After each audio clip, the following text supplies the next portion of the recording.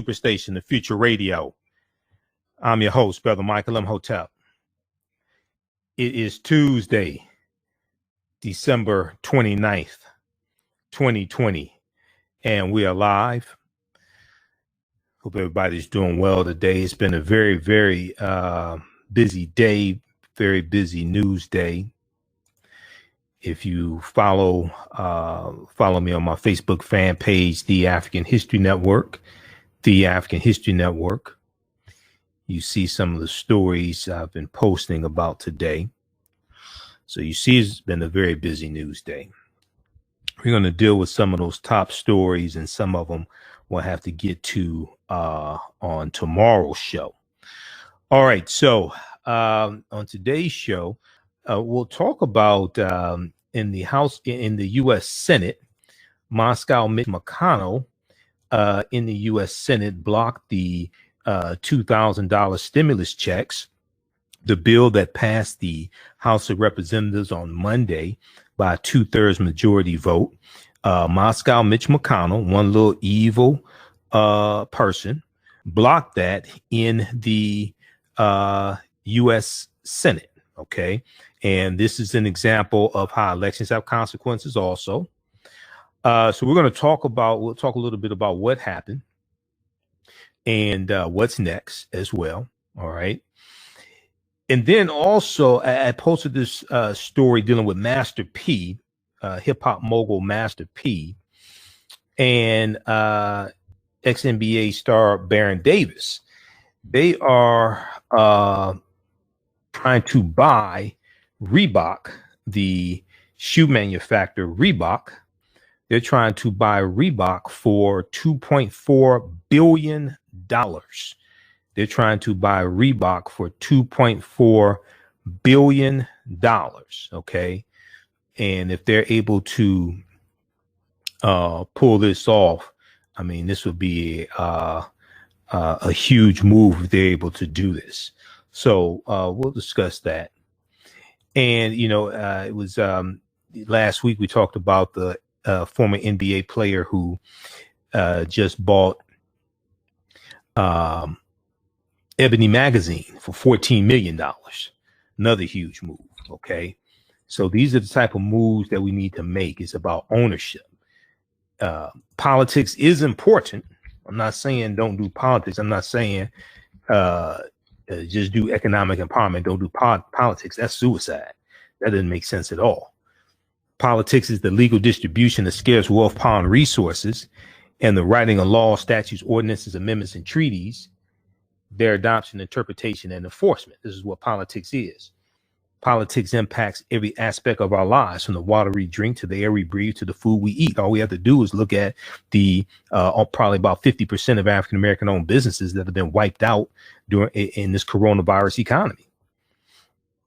Okay, then also I posted this story on Monday. We did not get a chance to talk about it, but the officer the Ohio police officer who fatally shot Andre Hill in Columbus, Ohio, he has been fired, okay, from the police department. So we'll talk some about that. We know that there's a move to fire 2 more officers involved in the killing of Breonna Taylor. We'll deal with that on our Wednesday show. Also, the Department of Justice announced today that they are not going to file charges in the killing of Tamir Rice.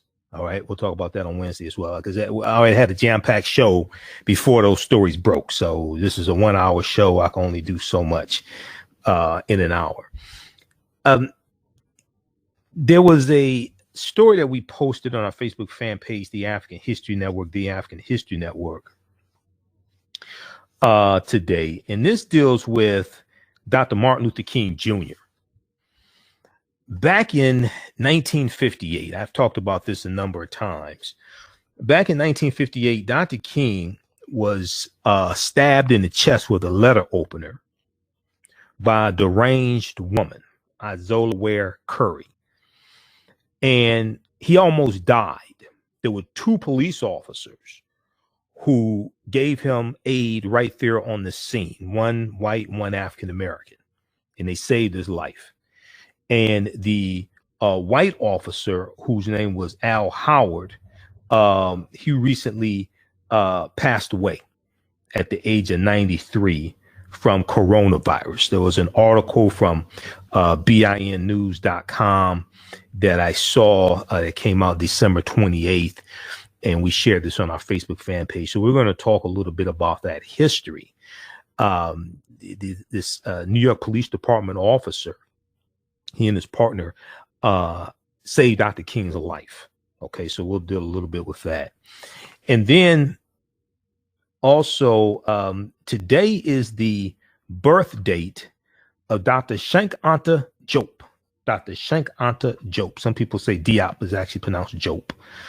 He's one of our great grandmaster scholar warriors. He was a linguist. He was an anthropologist, author of Civilization of Barbarism and African Origin of Civilization, Myth or Reality, a number of books. So we'll talk a little bit about Dr. Cheikh Anta Diop. And then when we look at Georgia, I've got Georgia on my mind. Everybody has Georgia on their mind now. When we look at this Senate race heating up, January 5th is going down in Georgia. Okay. Reverend Raphael Warnock versus Senator Kelly Loeffler, and John Ossoff versus Senator David Perdue. Politico.com had an article from Monday, December 28th, 2020. Judge blocks voter purge in 2 Georgia counties. Judge blocks voter purge in 2 Georgia counties. Okay, we're going to talk some about this. We didn't get a chance to talk about this on the Monday show. Monday show was jam-packed, so didn't have a chance to deal with that as well. Also, we'll give you an update on what's going on with coronavirus. We see that coronavirus vaccinations are lagging behind the projections from the Trump administration. You actually thought the Trump administration was going to be able to pull off something like this. By the end of this year, they said there would be 20 million vaccinations. As of today, the count is 2.1 million, even though they're in taking into account there's a lag in between people actually getting the vaccination and it being reported. Even if you double that and say it was 4 million vaccinations, there's still 16 million down from what they projected they would be at by the end of the year. Okay, but you know, what did you expect? He's on a golf course. Well, I mean, Trump has pretty much given up fighting against coronavirus. He spent more time trying to overturn the results of a lawful election than he has fighting coronavirus since November 3rd, since the November 3rd election. But we'll give you a brief update on what's going on with coronavirus also. All right, so on the African History Network. We'll talk about this probably some on Wednesday. Famous principal Joe Clark. I posted about this as well. Information from the New York Amsterdam News.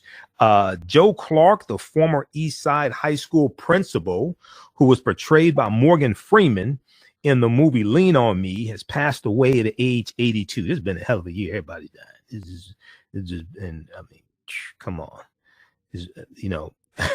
He passed away at the age of 82. He was dealing with a long-term illness. I looked at a couple of articles dealing with this, and we'll talk some more about this Wednesday night.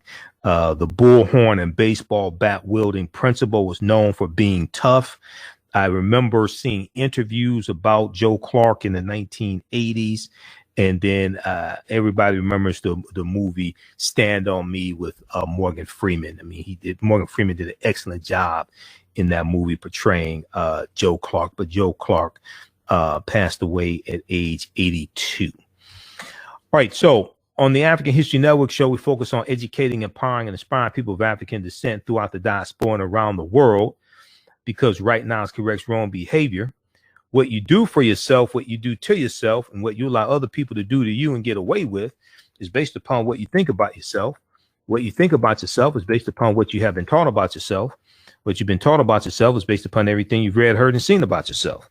So when you control the radius of a man's thoughts, you can control the circumference of his actions or her actions, because the mind can't do or teach what it doesn't know.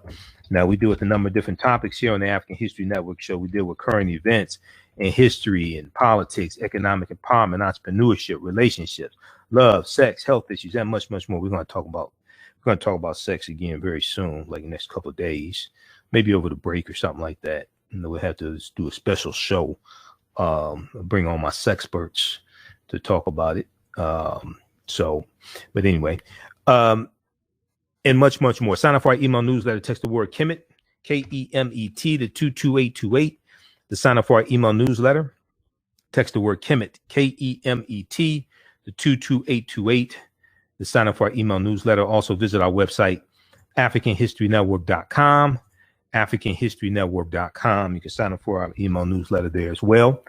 If you'd like to stop for information, you can donate to the African History Network, $ the AHN Show through Cash App, $ the AHN Show through Cash App, or through PayPal, paypal.me/the AHN Show, paypal.me/the AHN Show, or at our website, AfricanHistoryNetwork.com. Okay, so that helps us keep doing the research, broadcast our show 6 days a week as opposed to 1 day a week.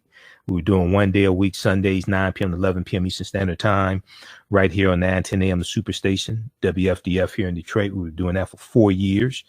We're now on 6 days a week, Monday through Friday, 11 p.m. to 12 midnight Eastern Standard Time, as of October 12th. And then still on Sundays, 9 p.m. to 11 p.m. Eastern Standard Time also. Okay. So we're broadcasting on our Facebook fan page, The African History Network, The African History Network, and our YouTube channel, Michael Imhotep, IMHOTEP. And also on 910 a.m. Superstation, WFDF's Facebook page as well. So follow us on our social media platforms, turn on notifications so you know when we go live. Okay, let's go to this first story here. Let's start with Master P and Baron Davis. We'll jump into this before the break. So I first saw an article from thegrio.com, and then I read some other articles dealing with this. The Grio has a good article, and they cited ESPN, but also Forbes magazine, Forbes.com. Master P and ex-NBA star Baron Davis in talks to buy Reebok for $2.4 billion. Hip-hop mogul Master P and former NBA star Baron Davis are negotiating to buy Reebok from his parent company, Adidas, for $2.4 billion. My Adidas. Remember that from Run DMC? You know, I love the song. I couldn't afford Adidas back in the day, but I love the song, right?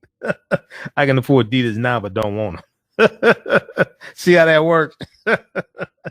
So the deal would make the legendary shoe giant the first Black-owned major sneaker brand. This deal would make the legendary shoe giant of Reebok the first Black-owned major sneaker brand. This is a boss move. Okay, now you know you have a whole lot of hip hop artists that focus on conspicuous consumption and buying expensive handbags, buying Lamborghinis, buying this, buying that. But they're talking about acquiring an income generating asset. They're talking about buying a major shoe company, and they can employ probably thousands of people, many of them African Americans, but buy an income producing asset like this that will continue to generate wealth and something they can pass on to their children.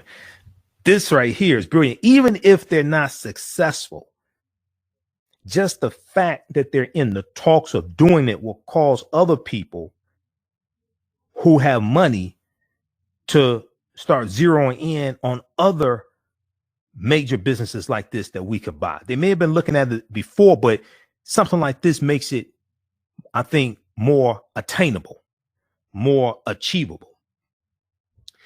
Adidas acquired Reebok in 2005 for $3.8 billion, However, its value has decreased significantly in the decade and a half since that deal, and Adidas is looking to offload the brand.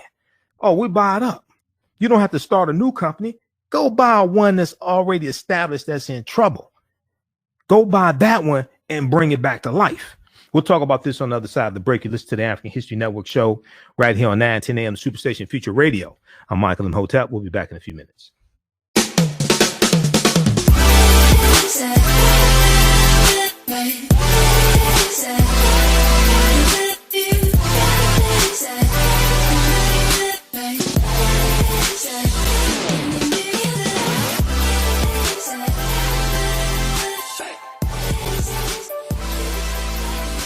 Visit 4glossygirls.com. That's the number 4glossygirls.com, and follow them on Instagram at 4glossygirls. Do you have an idea or business that requires app development or thinking of moving your IT resources to the cloud? We have post-paid and profit-sharing plans for unique ideas or profitable businesses. Who can take advantage of this unique program? Entrepreneurs with unique ideas, startups, small to medium businesses. Contact us 267-209-0352. Visit nomadicsystems.net, nomadicsystems.net today. So Natural Beauty Products offers organic, plant-based skin and hair care products that will rejuvenate skin and narrow and thicken hair. Their whipped shea butter can heal or restore damaged skin cells to prevent hyperpigmentation and skin breakouts. All products are made with organic plant-based ingredients. Their maximum hair growth oil is fortified with organic herbal extract and undeniably proves that Mother Nature knows best. It thickens, lengthens, softens, and conditions all types of hair. They even guarantee hair improvement within 90 days or a full refund. Their all-natural 24-hour deodorant leaves the body smelling fresh without sweating for up to 24 hours. It does not stain fabric, goes on smoothly, and has a refreshing lavender and frankincense aroma. It can be used by men, women, even children. Place your order today at soulnaturalbeautyproducts.com. That's soulnaturalbeautyproducts.com, and follow them on Facebook at Soul Natural Beauty Products. Intuitive Design Clothing is an online store that sells one-of-a signature statement pieces for men and women. They also specialize in fashion consultations, closet organization, and decorating small spaces. Are you looking for a statement piece for a special affair, or would you like to add some select pieces to your ensemble of accessories? If you're something different, definitely contact Kathy, owner and CEO of Intuitive Design Clothing. Visit their website, intuitivedesignClothing.com.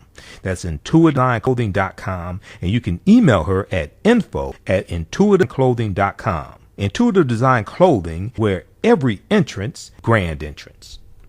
With blackbusinesstee.com, the messages are clear and meaningful. Keep your business in the black and out of the red. Mind your black business, know your numbers, and plan strategically. Black Business Boss, lead your industry.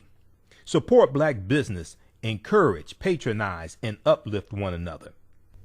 Blackbusinesstee.com currently has products sold in Detroit, Atlanta, Chicago, and Los Angeles, with proceeds returned to the black community. They have a wide selection of hoodies, t-shirts, mugs, hats, sweatshirts that support black-owned businesses. Visit the website blackbusinesstee.com. That's blackbusinesstee.com.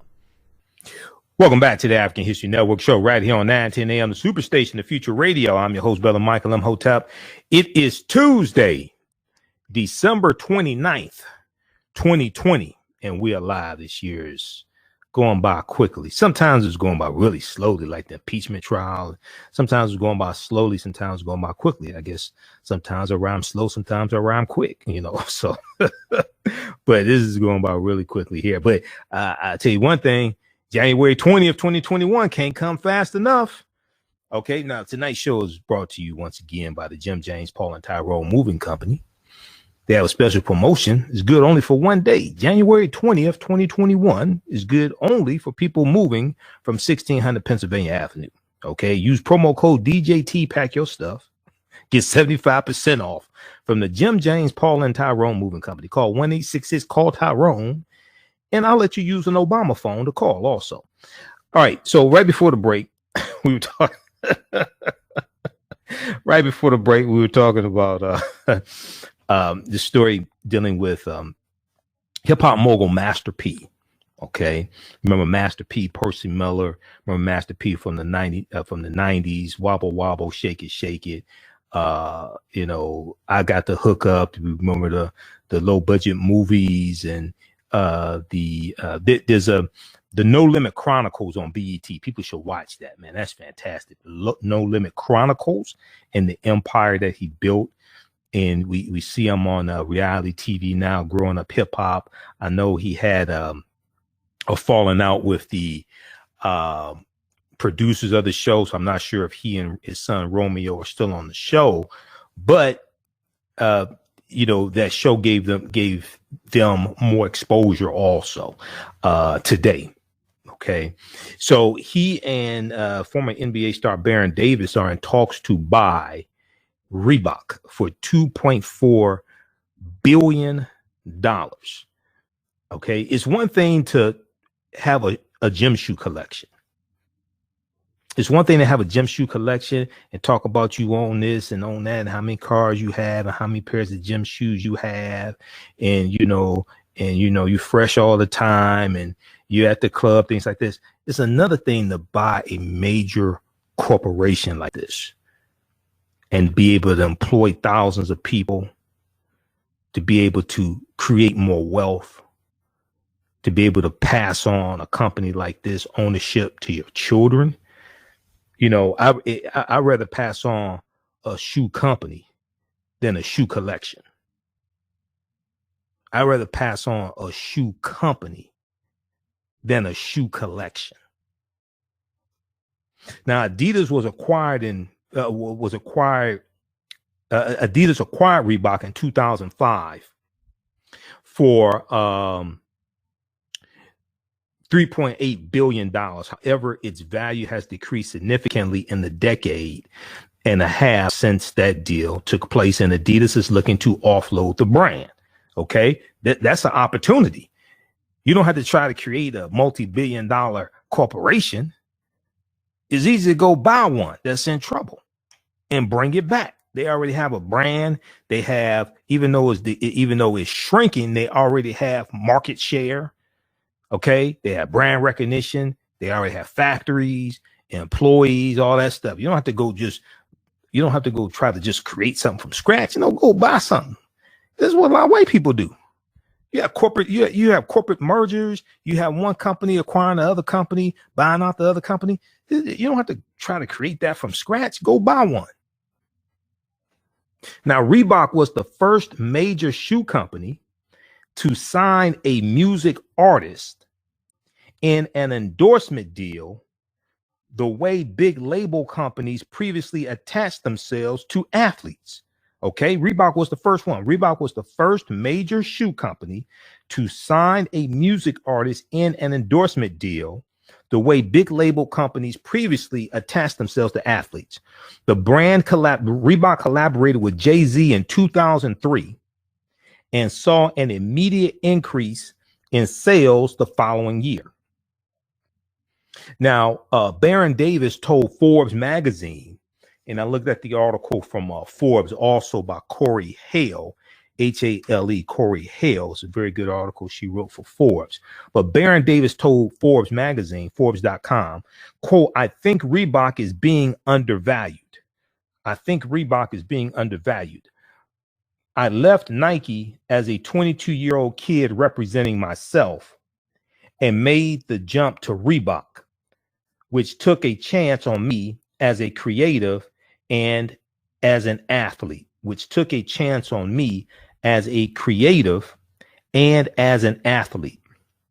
I want the people I know, athletes, influencers, designers, celebrities, to sit at the table with me.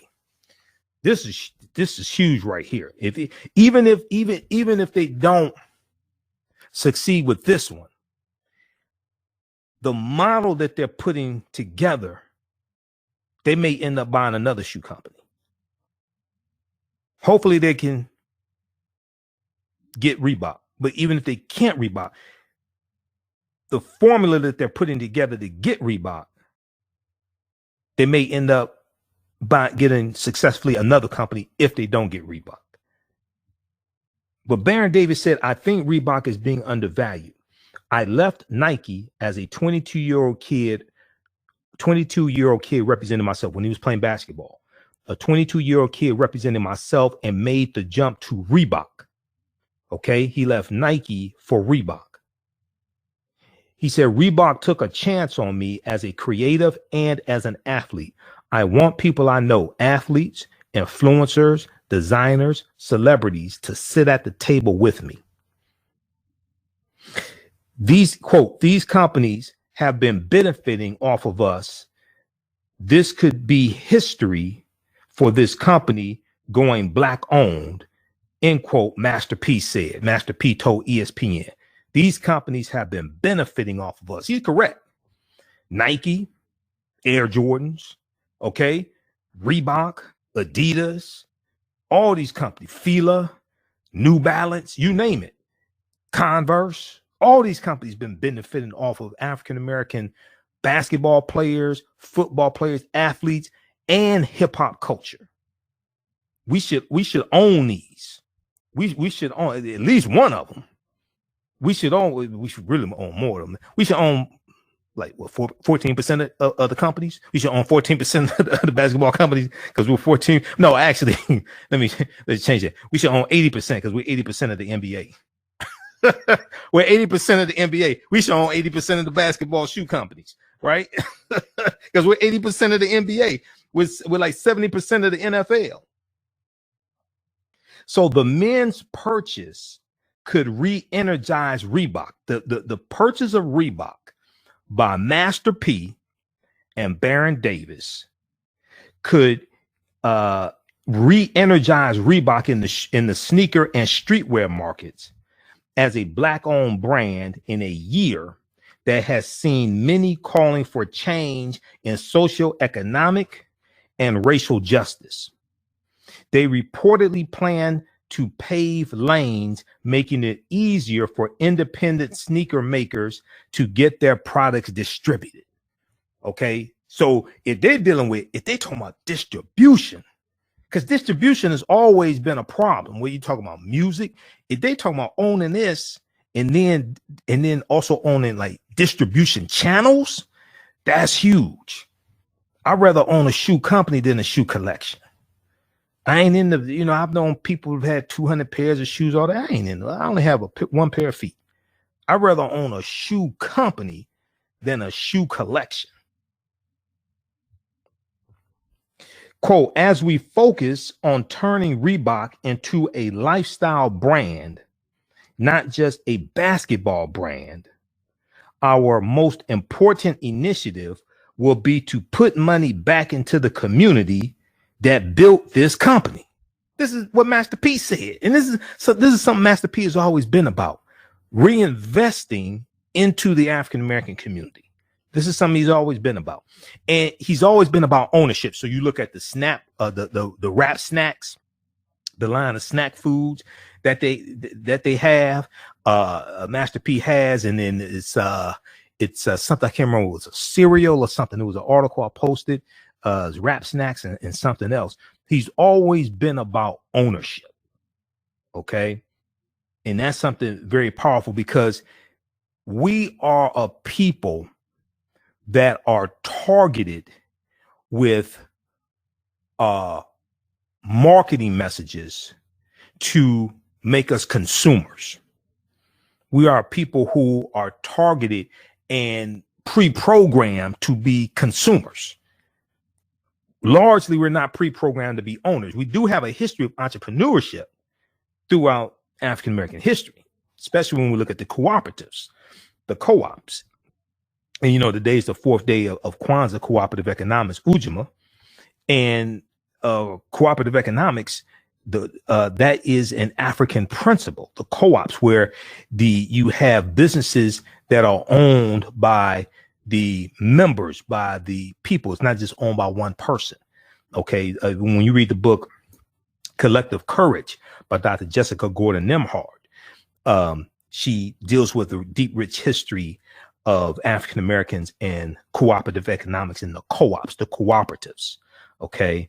Whether it's the Colored Farmers Union, founded in 1886 in Texas, or the Free African Society in 1787, different things like this. And I have a book around here somewhere. We'll try to find it. Yeah, right here, Collective Courage by Dr. Jessica Gordon Nimhard. Deep, deep book, deals with the deep, rich history of African Americans and cooperative economics. Okay, the cooperatives.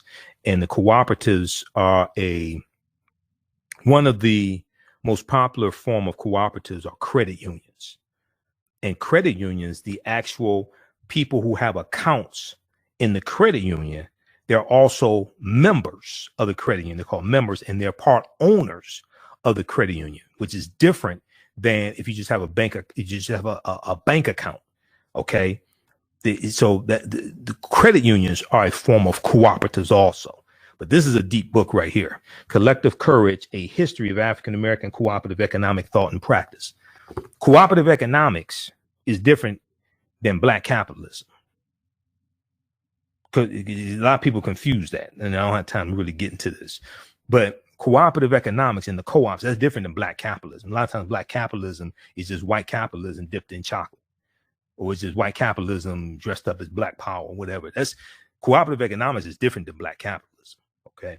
All right. But anyway, I'm all for economic empowerment, things like this, but cooperative economics, that's something on a whole nother level. You study things like the Colored Merchants Association, founded around 1928, 1929, that was teaching African-American grocery store owners and how to pull their resources together and compete against the chain stores, the Kresge's and the Woolworths, and these white chain stores that were rising in the early 1900s and the 1920s. The cooperatives are something on a whole nother level. All right. 313-778-7600 is the calling number if you have a question or comment. 313-778-7600 is the calling number if you have a quick question or comment. All right, we're going to wrap up here with this topic and get to these other topics here. But this is deep. This is extremely important right here, what they're doing. Okay, because they could have just said, we just going to buy a bunch of shoes. We're going to be fresh and just buy a bunch of shoes. But, they said, no, we're going to buy a shoe company. Quote, as we focus on turning Reebok into a lifestyle brand, not just a basketball brand, our most important initiative will be to put money back into the community that built this company. That's what Master P said. Now, both Baron Davis and Master P, Percy Miller, are entrepreneurs with investments in media, technology, sports, music, and fashion. Percy Miller, Master P, also recently entered the food market with the Uncle P food products. Yeah, the Uncle P food products. Master P, this dude is a business mogul. This guy is brilliant. Now, Percy Miller has an estimated net worth of over $200 million. Baron Davis' net worth is estimated at $60 million.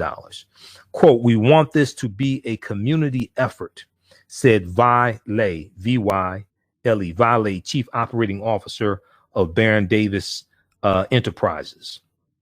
That sets up the next generation of leaders for success. That's what I'm talking about. Setting up the next generation. I'd rather leave, the next generation, a shoe company than a shoe collection. So check out this article from thegrio.com entitled Master P, ex-NBA star Baron Davis and talks to buy Reebok for $2.4 billion. This is from the Griot, written by Biba Adams. Okay, this is from December 29th, 2020.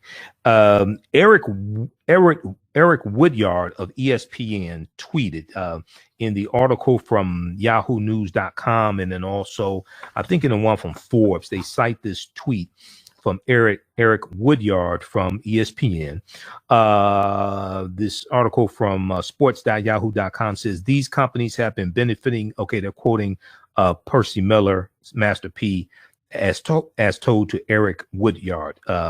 Eric tweeted on December 28th, 2025, 10 p.m. Eastern Standard Time. Percy Master P Miller confirms to ESPN that he's in negotiations to acquire Reebok with ex-NBA guard Baron Davis. These companies have been benefiting off of, quote, these companies have been benefiting off us. This could be history for this company going black owned, end quote, Miller tells ESPN. All right, so check those articles out.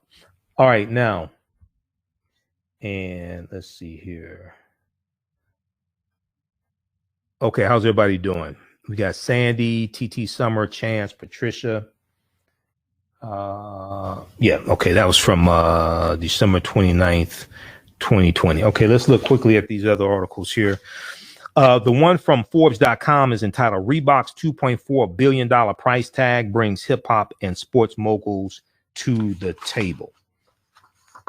It's a good one by Corey Hale for Forbes.com. Okay, so what happened today in the U.S. Senate? Well, Moscow Mitch McConnell, the Grim Reaper, shut down the he blocked the $2,000 stimulus bill. Okay. And, you know, once again, now this $2,000 would have gone to hit some of his poor constituents, some of the poor Republicans that voted for him. It would have gone to them. If we look at abcnews.go.com, ABC's official website, Trump warns GOP of death wish as McConnell blocks Democratic effort to pass $2,000 relief payments. Trump warns GOP of death wish as McConnell blocks Democratic effort to pass $2,000 relief payments. Also, NBCnews.com has a good article dealing with this as well that we posted. So we know on Monday in the House of Representatives, they passed the $2,000 stimulus checks. It was a 2/3 majority vote. The Democratic-controlled House of Representatives narrowly passed a bill Monday evening to increase direct coronavirus relief payments to some people from $600 one-time payment to $2,000 one-time payment. The measure faces an uphill battle in the Republican-ran Senate despite support from Donald Trump. Now, Senate Minority Leader Chuck Schumer, Democrat from New York, on Monday said he would try to pass the bill on Tuesday.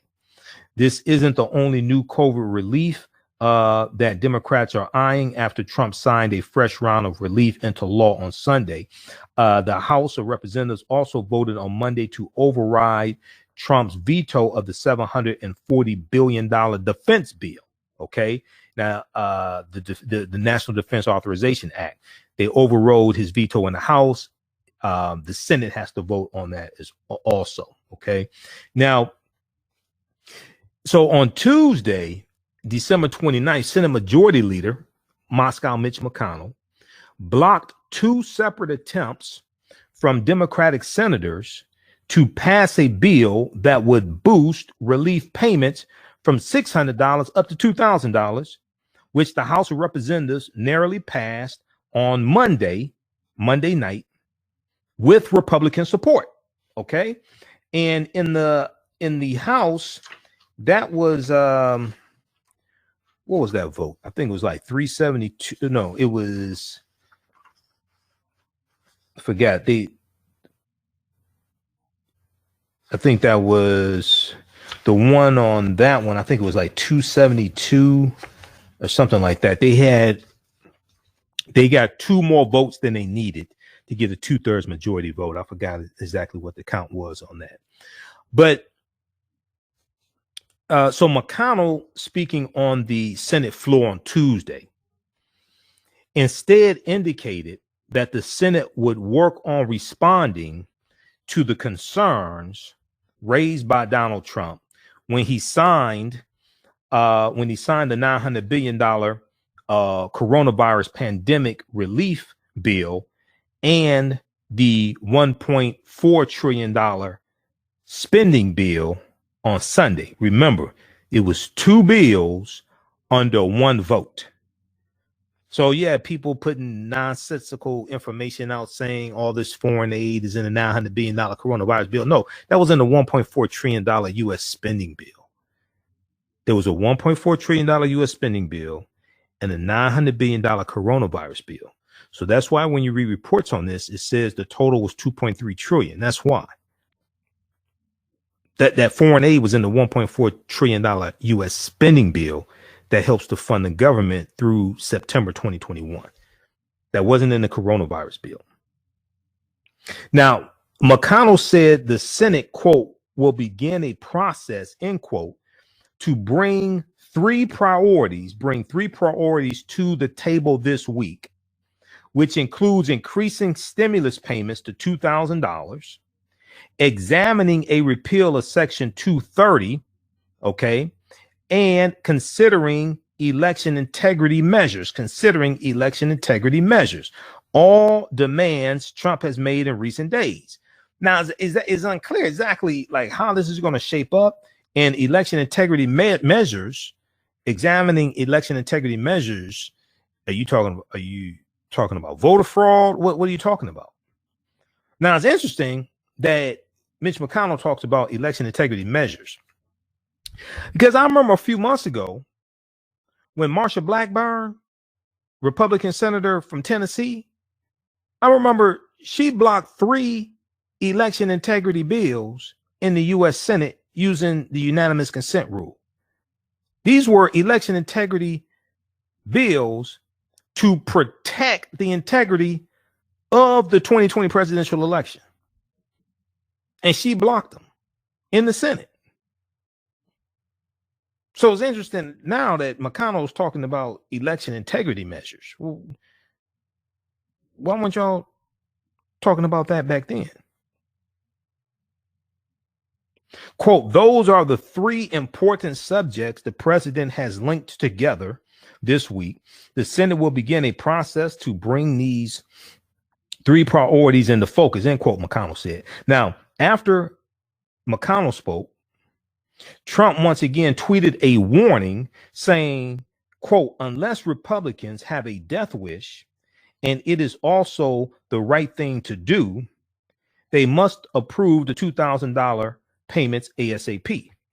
Now, I think he tweeted that from the golf course. He's down in Mar-a-Lago. He's at he's been playing a lot of golf.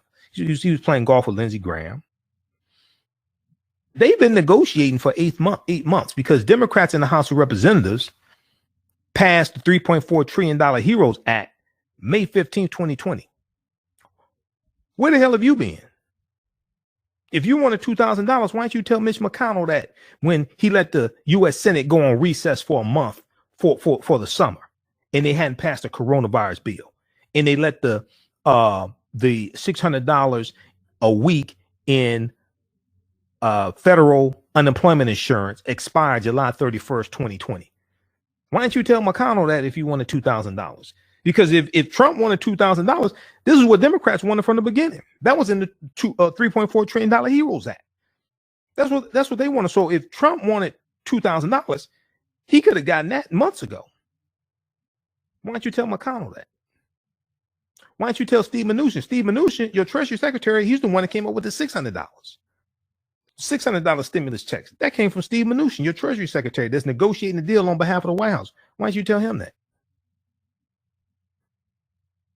So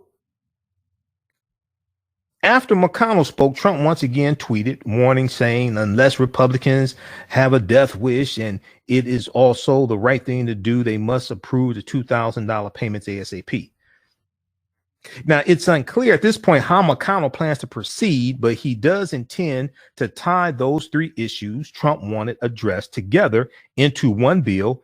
It's unlikely to pass, however.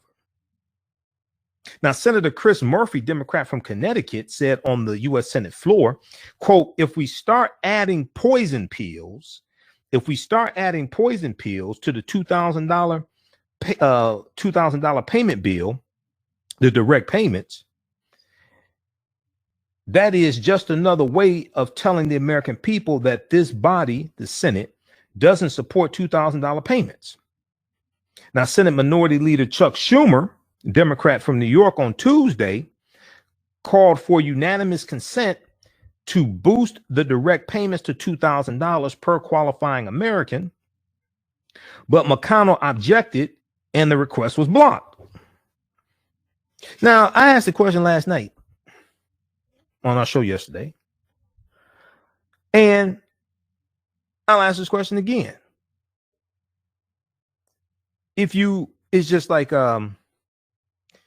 Senator Ron Johnson from Wisconsin, a couple weeks ago, he blocked $1,200 stimulus checks in the Senate. We posted an article about this. You can research this. Senator Ron Johnson, Republican from Wisconsin, he blocked $1,200 stimulus checks in the Senate. This is the same Ron Johnson who blocked the Juneteenth bill in the Senate as well. That would have made Juneteenth a national holiday and given white people the day off from work. So if you can't get $1,200 stimulus checks passed in the Senate that would have benefited his constituents, many of his white Republican constituents in Wisconsin and white people across the country, if you can't get that passed in the Senate, if you can't get a Juneteenth bill passed in the Senate to make Juneteenth a federal holiday and give white people the day off from work, then how you going to get a reparations bill passed in the Senate to pay out trillions of dollars in reparations to African Americans for slavery and working for free, and chattel slavery ended in 1865? I'm all for reparations, but I ain't for nonsense. Now, I'm for logical, strategical methods to get reparations and legal reasons, legal arguments for reparations. I'm not for playing games. Because I hear people talk about reparations, but like, you do know this has to pass both the House and the Senate, right? You can't even get HR 40 passed in the House of Representatives, and Republicans control the House. I mean, Democrats control the House of Representatives. You can't even get HR 40 passed in the House of Representatives, and that's a bill to study reparations. If you can't get a bill passed to study reparations, how the hell are you going to get one passed to pay reparations? Or maybe the argument that you're making is the wrong argument. At the same time, America needs a massive history lesson, because Americans are woefully ignorant on history and the ramifications of slavery and the cause of the Civil War. That's why I talk about this study here from the Southern Poverty Law Center, teaching hard history, American slavery. A lot of people are not making the connection. This study right here documents how the history of slavery is being incorrectly taught in schools all across the country. They did a survey of 1,000 high school seniors. People need to read this. Teaching Hard History of American Slavery. This is a 56-page study from the Southern Poverty Law Center. And one of the things they do, if you look at, you can download this study for free. I took it to the printer, got and printed up. And I teach from this also. And I teach my online courses. We're going to start the online courses again, I think early January. I'm in the process of going over the curriculum that I teach, because I created I teach an online course called Ancient Kemet, the Moors, and the Ma'afa, Understanding the Transatlantic Slave Trade, what they didn't teach you in school. Okay, you've never seen anything like it before. It's a 8-session, 16-hour online course, and we deal with thousands of years of history and what leads to the transatlantic slave trade happening. But when they did this survey of 1,000 high school seniors, they found that only 8% of high school seniors surveyed can identify slavery as the central cause of the Civil War. Only 8%, not 80%, only 8%. They ain't know what caused the Civil War. Okay? So the legacy of the slavery and racism, discrimination, redlining, African Americans being locked out of massive land giveaways, which then create wealth for white people after 246 years of largely free labor. Okay. The Homestead Act of 1862, Southern Homestead Act of 1856, Dawes Allotment Act of 1887, all this redlining, Jim Crow segregation, deindustrialization of the inner city, being locked out of, largely locked out of the GI Bill of 1944, being locked out of all different types of government programs. Okay, understanding the impact that the programs from the New Deal had, which did to some extent help African Americans, but also discriminated against us. So from 1930 to 1939, because of the Farmers Home Administration and the loans given to white farmers so they can pay their mortgages on their farms, keep their farms afloat, pay their employees, things like that, and we're discriminating against those loans, we lose about 200,000 farms from 1930 to 1939. That's during the Great Depression. Okay, so understanding racism as a system of advantage and privilege distributed based upon race, coming out of the ideology of European white supremacy, and understanding how all this ties into the conditions of African Americans today. But America needs a massive history lesson before you start paying out reparations. That ain't gonna happen.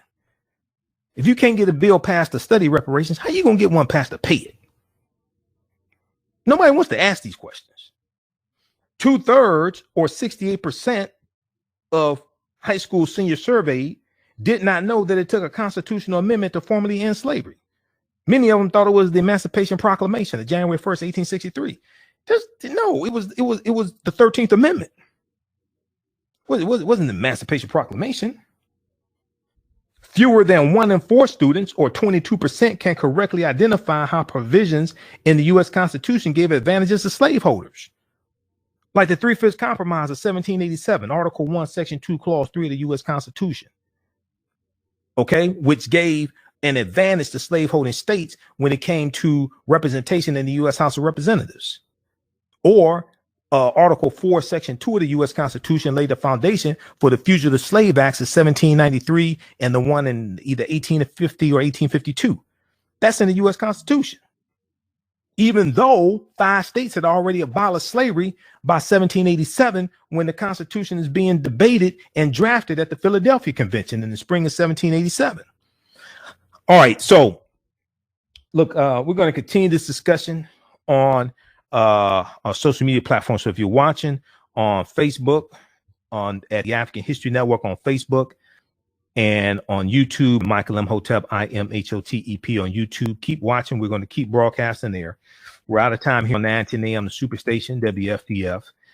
If you'd like this type of information, also, you can donate to the African History Network, $ the AHN Show through Cash App, $ the AHN Show through Cash App, and also through PayPal, paypal.me/the AHN Show, paypal.me/the AHN Show, and at our website, AfricanHistoryNetwork.com. Click on the yellow donate button.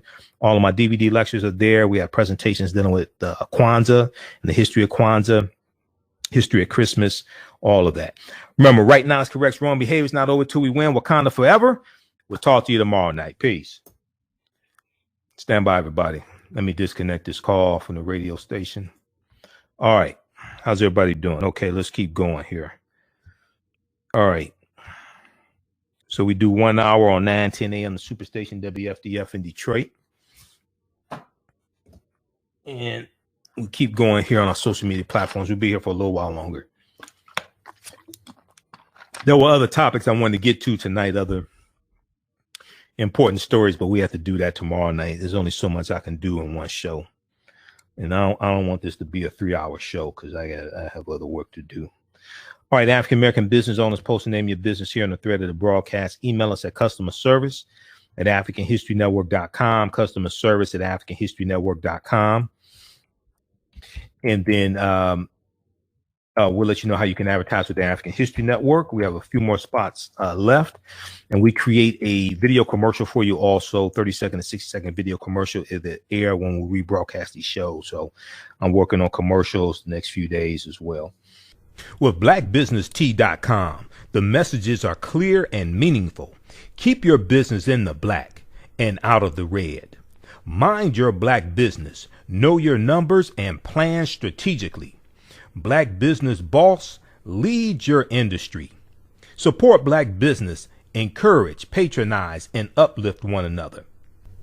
BlackBusinessT.com currently has products sold in Detroit, Atlanta, Chicago, and Los Angeles, with proceeds returned to the black community. They have a wide selection of hoodies, t-shirts, mugs, hats, sweatshirts that support black-owned businesses. Visit the website blackbusinesstee.com. That's blackbusinesstee.com. As owner of Kita Health and Well LLC, health coach, certified nutritionist, and trainer in the matter of diabetes and chronic disease, Peggy Chavis is offering a gift of start on January 2nd, 21. You can purchase a gift certificate for a loved one or friend of shopping gift. She will also buy a couple of these gift certificates. This is an ongoing 20 program with a focus on achieving weight, blood sugar, cholesterol, blood pressure, and mindset. The program includes personal accountability, workarounds for all levels, nutrition and supplement, tools and resources, a secret Facebook support group, or optional one-on-one. In the Peggy Chavis, she has other coaches with different specialties also be participating in the program. They specialize in areas of diabetes, pre-diabetes, physical training, mindset, to name a few. Contact A at 84837-7647. That's 8437747, and on Facebook at PeggyChavis.giftsofhealth. On Facebook, PeggyChavis.of. Intuitive Design Clothing is an online accessory store that sells one-of-a-kind signature pieces for men and women. They also specialize in fashion consultations, closet organization, and decorating small spaces. Are you looking for a piece for a special affair, or would you like to add some select pieces ensemble of accessories? If you're looking for something different, definitely contact Kathy Norman, owner of Intuitive Design Clothing. Visit their website, intuitivedesignClothing.com. That's intuitivedesignClothing.com, and you email her at info@intuitivedesignClothing.com. Intuitive Design Clothing is where every entrance is a grand entrance.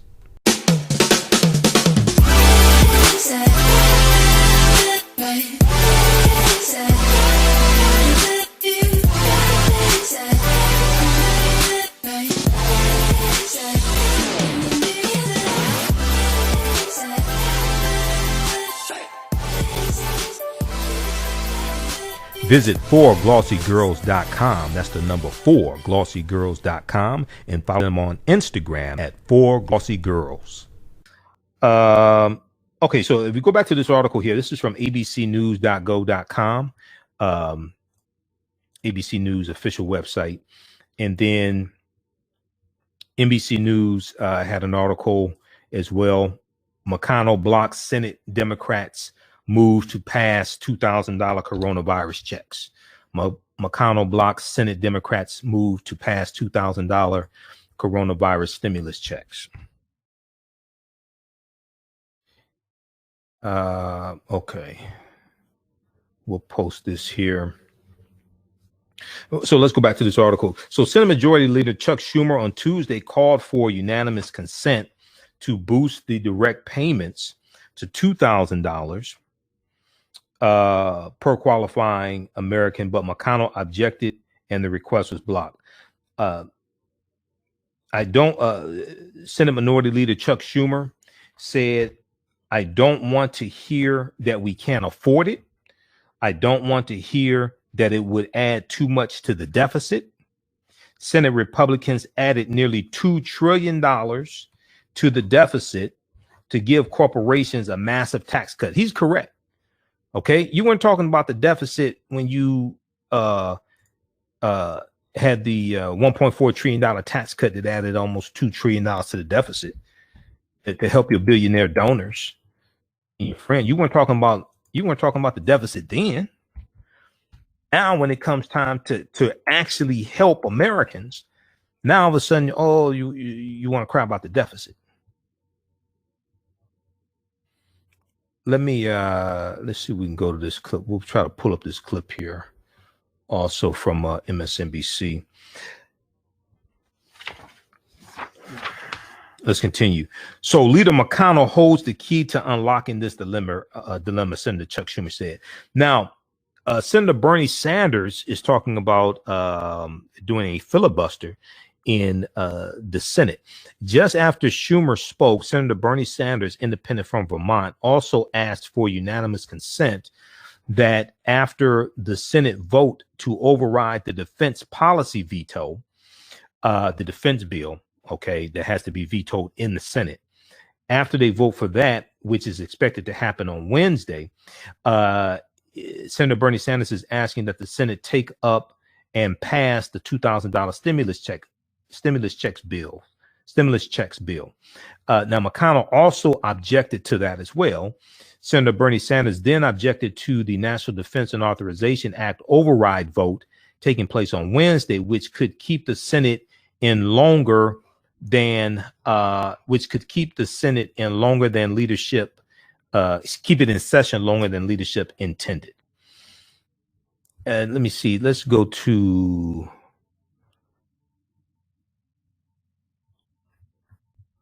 look at this clip here.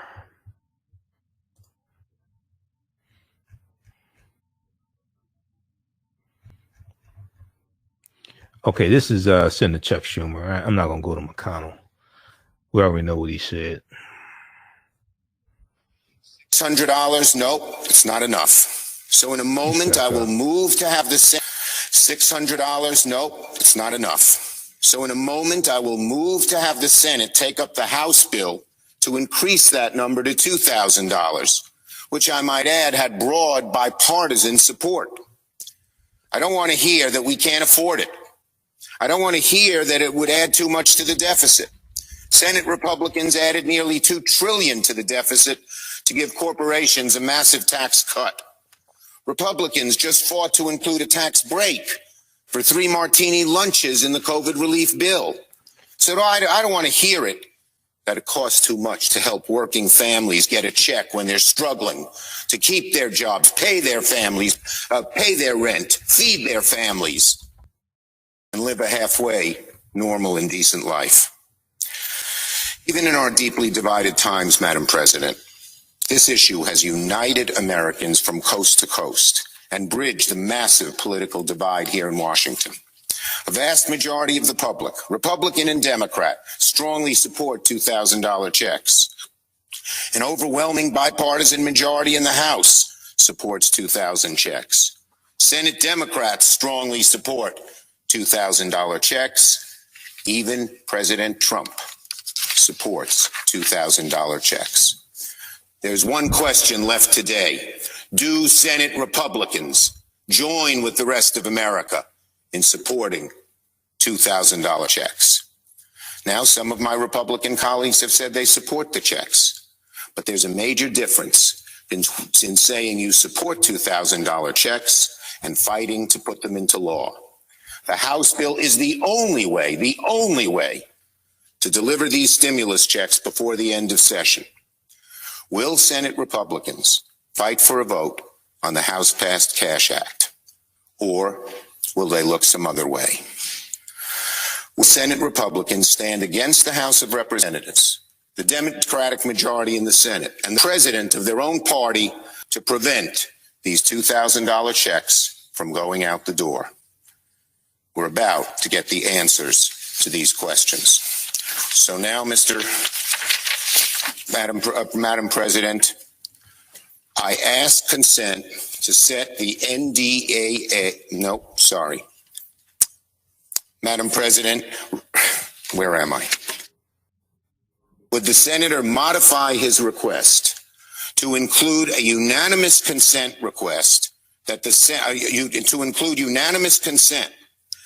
Senate proceed to the immediate consideration of H.R. 9051, a bill received from the House to increase recovery rebate amounts to $2,000 per individual, that the bill be read a third time and passed, the motion to reconsider be considered, made, and laid upon the table with no intervening action or debate? Is there objection to the modification? Object. Objection is heard. Okay, so that was Mitch McConnell objecting. Okay, so check out that clip from MSNBC. Schumer calls on Senate to unanimously pass stimulus check increase. That's from December 29th, 2020. Schumer calls on Senate to unanimously pass stimulus check increase. That's from December 29th, 2020. And that's in the article from NBCnews.com. McConnell Blocks Senate Democrats move to pass $2,000 coronavirus checks. We're going to post the link here as well to that article from NBC News for you to check out. The majority leader teed up a bill to increase the payments, repeal liability protections for tech companies, and create an election study commission, things that Trump demanded. It's not, if they tie all that together in one bill, it's expected that's not going to pass the Senate. So we'll have to see how this plays out. Now, the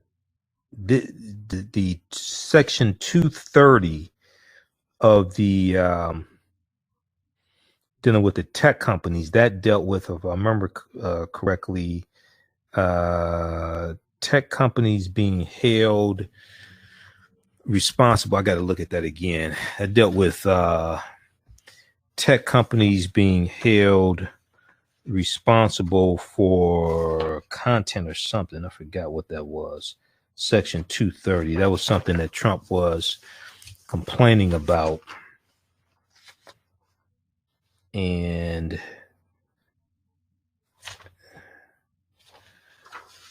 okay, yeah, the $2,000 stimulus check that passed the House by a vote of 275 to 134. 275 to 134. They needed a minimum of 273. That's for the 2/3 majority vote to be able to override a veto. And let me see, which article was that? That was dealing with the $1.4 trillion stimulus check. And let's see, where is that?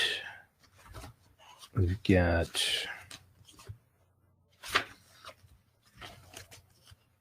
Showdown 230. I think it was the one from Politico that talked about that. I have to look at that up. Okay, let's keep going.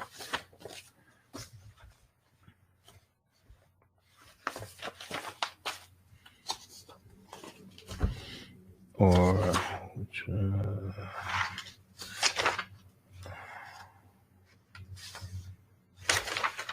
okay, I'll look that up.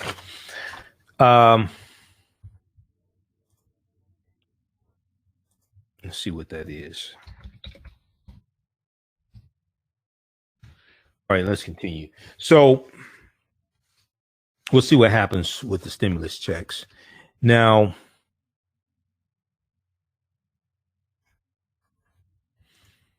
if we look at what's going on in Georgia, I posted about this on the 28th, on Monday.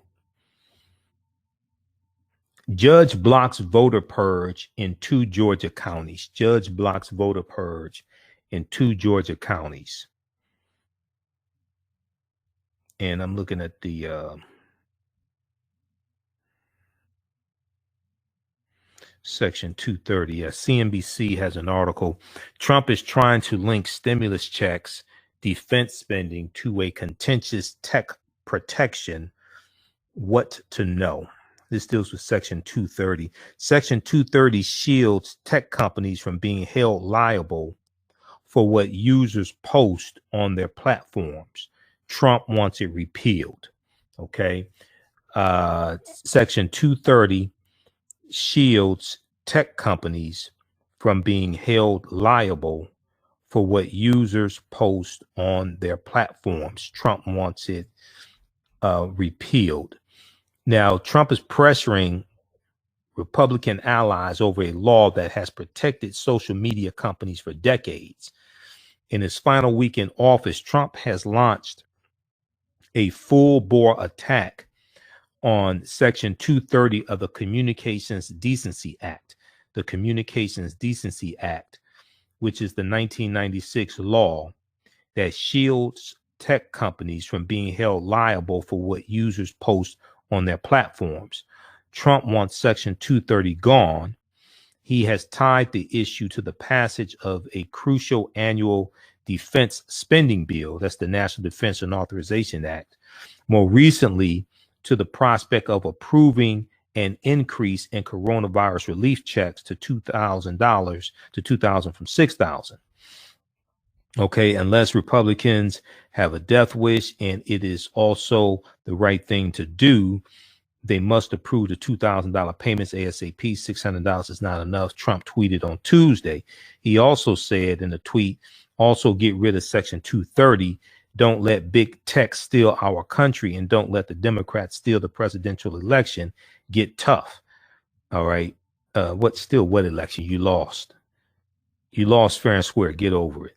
Now, politicians on both sides of the aisle, including President-elect Joe Biden, have voiced complaints about Section 230, and some have taken steps toward reforming the provision. But there's little appetite on Capitol Hill for repealing Section 230 outright, much less for slipping such a repeal into the $740 billion defense bill or the latest pandemic relief legislation. However, Senate Majority Leader Moscow Mitch McConnell, Republican from Kentucky, appears to have taken heed to Trump's demands. On Tuesday afternoon, McConnell introduced a bill that would directly couple an increase in stimulus checks with a repeal of Section 230. That bill would also form a bipartisan commission to study the, quote, integrity and administration, end quote, of the 2020 election. Integrity and administration of the 2020 election, which Trump has falsely insisted he won over Biden. McConnell's bill is unlikely to reach the 60 vote threshold in the Senate required to pass in the Senate, but its failure could be a win for Republican lawmakers, many of whom had opposed a boost in stimulus checks and were caught off guard by Trump's late stage demand. Now, Section 230 of the Communications Decency Act was written by Representative Chris Cox, Republican of California, and Senator Ron Wyden, Democrat of Oregon, following a 1995 court ruling against the online service Prodigy. The online service Prodigy, 1995 court ruling. That company, Prodigy, had been sued for defamation after an anonymous user on his platform accused an investment firm of fraud. The court ruled that because Prodigy moderated some of the posts on the platform, it should be treated like a publisher. Okay, the court ruled that because Prodigy moderated some of the posts on their platform, that Prodigy should be treated like a publisher. Okay. I guess kind of like a newspaper publisher, USA Today, New York Times. Now, Representative Chris Cox, Republican from California, and Senator Ron Wyden, Democrat of Oregon, disagreed with that decision. They introduced Section 230 of the Communications Decency Act as a way of protecting technology companies from becoming legally liable for their users' content if they opted to moderate the content. The law allows for companies to engage in what's known as Good Samaritan, quote unquote, Good Samaritan moderation of some material without being treated like a publisher or speaker under the law. Okay, now, more than 2 decades later, because that law went into effect in 1996, more than 2 decades later, the prospect of repealing Section 230 would likely be a deal breaker for many lawmakers. Throughout countless discussions about reforming the liability shield, members have largely agreed that some of its protections are important for their continued function of an open and relatively safe internet. For example, The law, Section 230, not only protects technology platforms from being held accountable for their users' posts, but it also allows them to remove quote unquote objectionable messages. While the term is open for the platform's interpretations, that portion of the law allows companies such as Facebook, Twitter, and YouTube, which is owned by Google, to swiftly remove messages of terrorism, violence, or self-harm without fearing that a lapse of judgment will land them in legal trouble. And while conservatives aim for fewer restrictions to be imposed on their posts, their social media posts, repealing Section 230 could result in even more limitations. Without its liability protection, platforms could be incentivized to screen more content before it can be uploaded. Okay, so check out the rest of this. Check out the rest of this article here from CNBC. Okay, this is a good article from CNBC, which explains Section 230 of the Communications Decency Act. Trump is trying to link stimulus checks, defense spending to a contentious tech protection. What to know? This is from December 29th, 2020 from CNBC.com.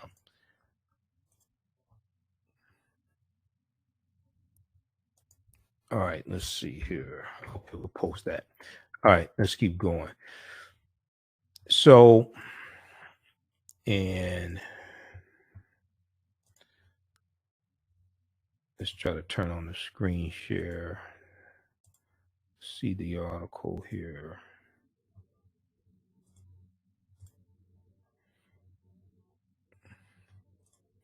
This one here from CNBC. Trump's trying to link stimulus checks,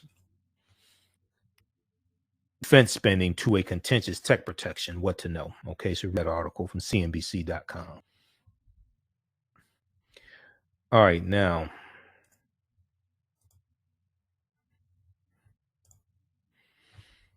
I want to go to this one here from Politico. Judge blocks voter purge in Georgia counties. Judge blocks voter purge in Georgia counties. So this is from December 28th, Monday, December 28th, 2020. We posted this on our Facebook fan page. This ties into the Georgia January 5th, 2021 senatorial elections, Senate elections, right? A federal judge in Georgia ordered 2 counties to reverse a decision removing more than 4,000 voters from the rolls ahead of the January 5th runoff elections. A federal judge in Georgia ordered 2 counties to reverse a decision removing more than 4,000 voters from the rolls ahead of the January 5th runoff elections. So a federal judge handed down this ruling on Monday, December 28th. The Judge Leslie Abrams Gardner, the sister of former gubernatorial candidate Stacey Abrams, a prominent ally of President-elect Joe Biden, who has led voter registration efforts across the state. Judge Leslie Abrams Gardner concluded that the counties appear to have improperly relied on unverified change of address data to invalidate registrations in the 2 counties. Judge Leslie Abrams Gardner ruled that she ruled that the counties appear to have improperly relied on unverified change of address data to invalidate registrations in the 2 counties. Now, the bulk of the registrations that the county sought to rescind more than 4,000 voters. They want to knock more than 4,000 voters off the rolls. The bulk of the registrations that the counties wanted to rescind were in Muskogee County, which Joe Biden won handily in November. An additional 150 were from Ben Hill County, which Trump won by a wide margin. Now, the lawsuit brought by National Democratic Party attorney Mark Elias group, Democracy Forward, followed an effort to challenge the lengthy roster of voters simply because their registrations appeared to match U.S. Postal Service change of address records. Okay, the lawsuit followed an effort to challenge the lengthy roster of voters simply because their registrations appear to match U.S. Postal Service change of address records. Voting officials in the two counties agreed to remove the voters despite warnings from Democrats that such postal data is not a reliable or conclusive indicator that a voter has given up their local residence. Okay, so they're saying that the U.S. Postal Service data is not an adequate indication that somebody has changed their address. Voting officials in the two counties agreed to remove the voters despite warnings from Democrats that such postal data is not a reliable or conclusive indicator that a voter has given up their local residence. Now, after Judge Leslie Abrams Gardner's ruling, Mark Elias hailed the decision as, quote, as a, quote, blow to GOP suppression, end quote. We continue to monitor how other Georgia counties respond to the suppression scheme, Mark Elias said. He went on to say, where necessary, we will sue and we will win, end quote. Now, the evidence to challenge the 4,000 registrations in Muskogee County was particularly sparse. Okay, the evidence to challenge these 4,000 registrations in Muskogee County, they had very little evidence.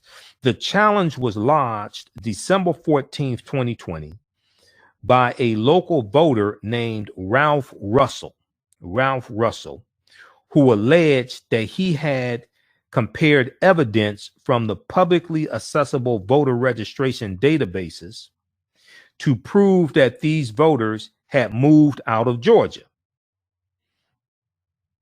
Now, Ralph Russell told the county board, quote, I believe that each of the individuals named as a result of registering their name and change of address to a location outside of Muskogee County, removed to another state with the intention of making the new state their residence.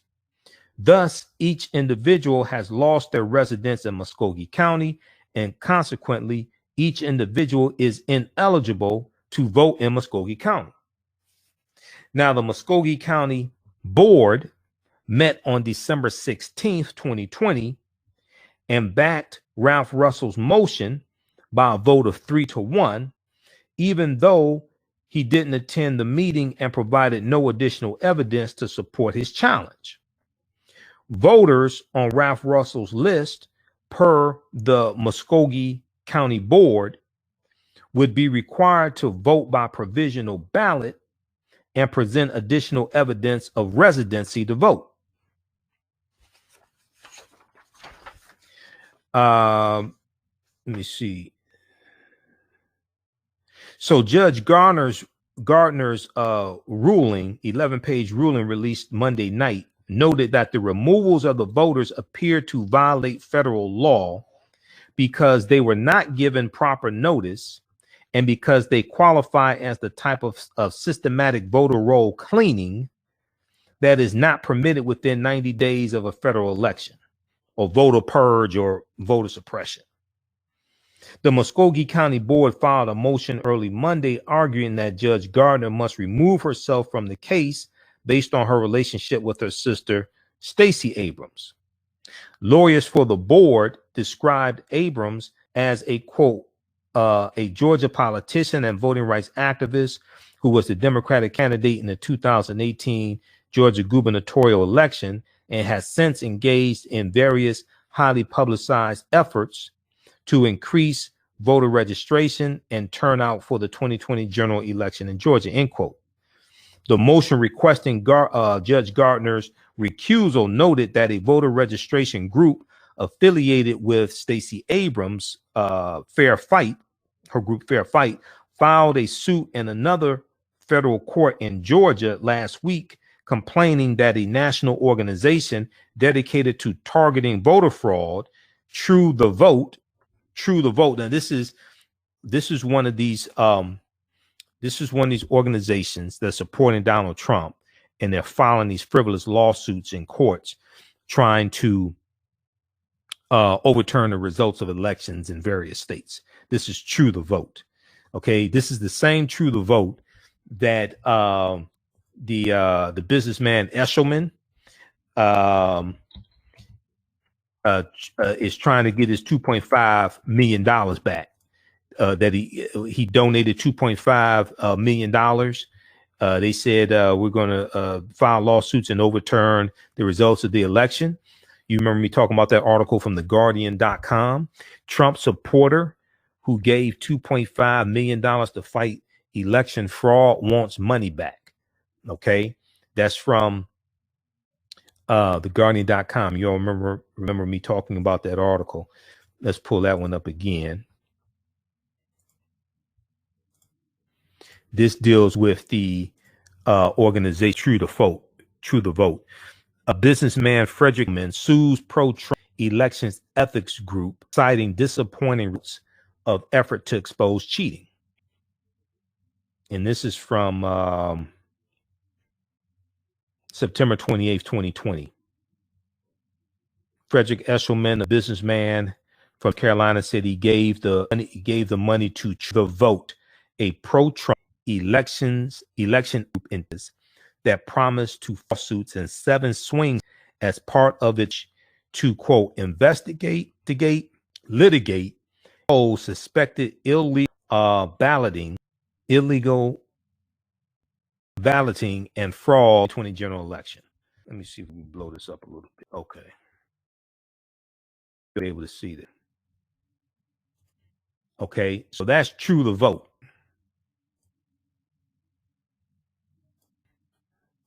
Okay, so organization is True the Vote. True the Vote is the same organization. True the Vote is the same organization that is challenging Judge Gardner, Abrams' sister, ruling on this case. The motion requests Gardner's recusal.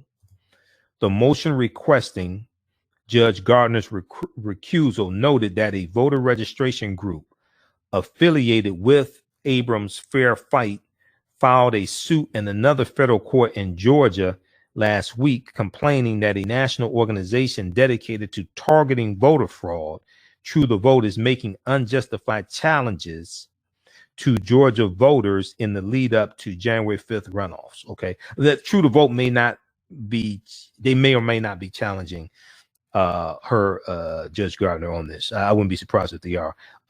They may not be calling for her to recuse herself. I'm not sure on that. Now, Abrams' involvement in a Fair Fight litigation is sufficient to satisfy the standard for mandatory judicial recusal, the board's attorneys wrote. Stacey Abrams has a clear interest in the outcome of this proceeding and other similarly situated litigation in Georgia due to her voting advocacy through projects such as Fair Fight and the New Georgia Project. All right, so now Judge Gardner, Stacey Abrams' sister, Judge Leslie Abrams Gardner, was an appointee of President Barack Obama. And Judge Gardner noted the recusal request in her ruling granting the restraining order and she's and says she is declining to step aside. Quote, the court has reviewed the motion and finds no basis for recusal. An order detailing the court's reasoning is forthcoming, end quote, Judge Gardner wrote. So check out this article here from politico.com. This is from Monday, December 28th, 2020. Judge blocks voter purge in 2 Georgia counties. So the Georgia race is heating up. Lawsuits are being filed. They're trying to purge people from the voter rolls. Republicans were shocked by Joe Biden winning Georgia by a little more than 12,000 votes. They were shocked by that. And they see a momentum that's building on the ground in Georgia to win this race for Democrats. And so you have Kelly Loeffler and David Perdue, the 2 Republican senators. They say they support the $2,000 stimulus checks, even however, before last week, they didn't support $2,000 stimulus checks. Democrats were calling for that back in May. You know, before last week when Trump tweeted about it and did his little 4-minute press conference, his 4-minute lies, his video with lies on Twitter, they weren't, David Perdue and Kelly Loeffler weren't calling for $2,000 in stimulus checks. Before that, they weren't doing that. 2 weeks ago, they weren't calling for that. Okay. Let's see here. Some of this we're going to have to say to tomorrow.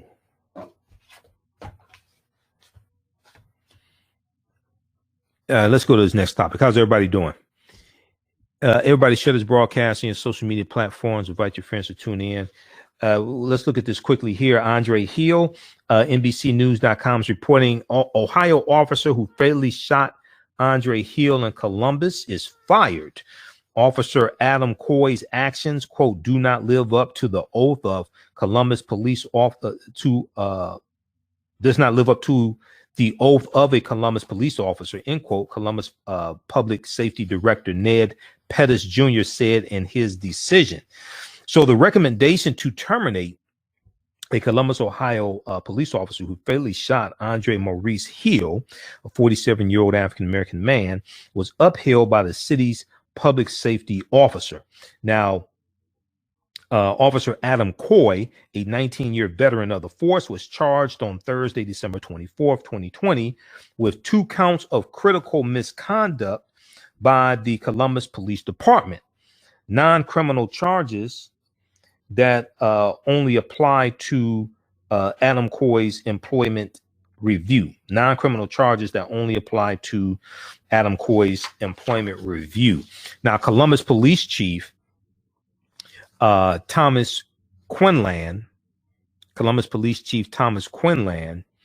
recommended Adam Coy's termination over the officer's failure to turn on his body camera prior to shooting Andre Hill on December 22nd, 2020, and his failure to provide medical assistance.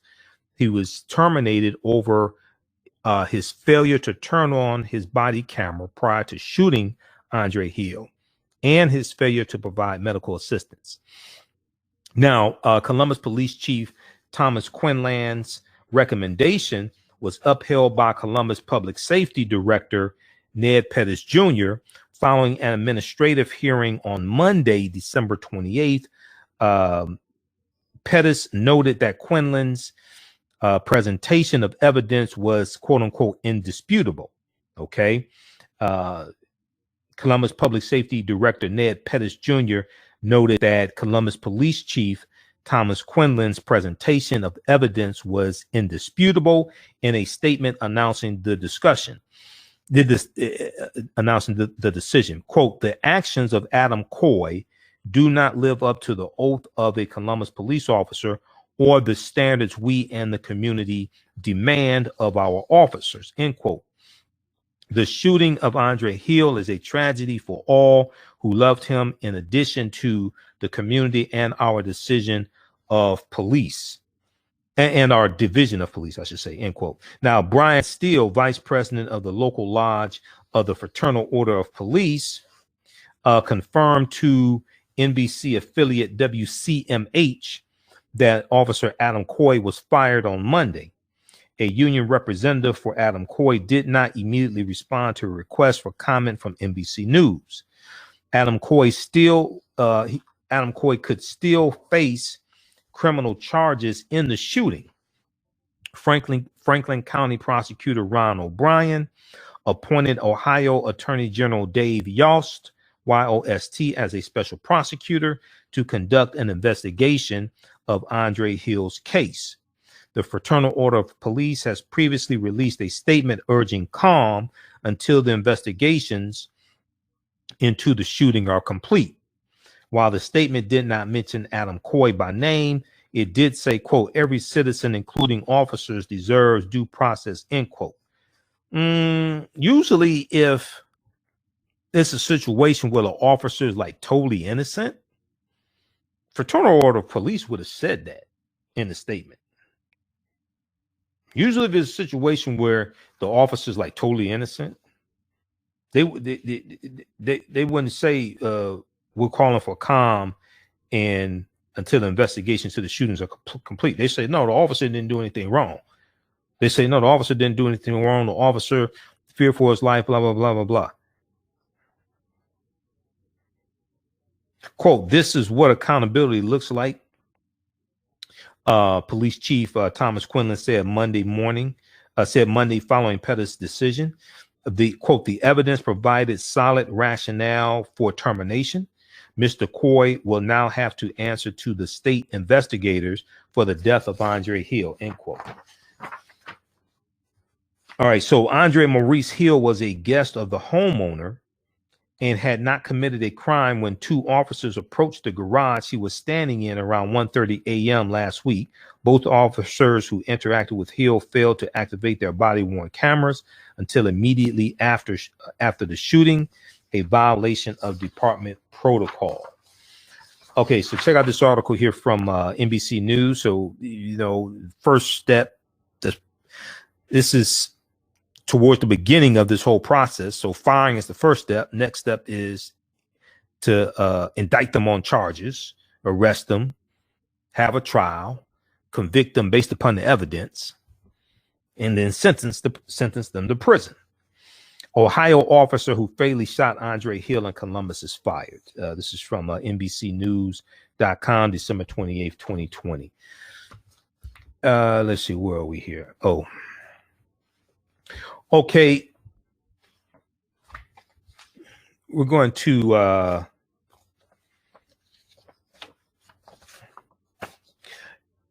we'll deal with this very briefly here, dealing with Dr. King. We'll try to deal with this tomorrow night. And also today is the birthday of Dr. Cheikh Anta Diop. We'll talk about him just a little bit, then we have to get out of here.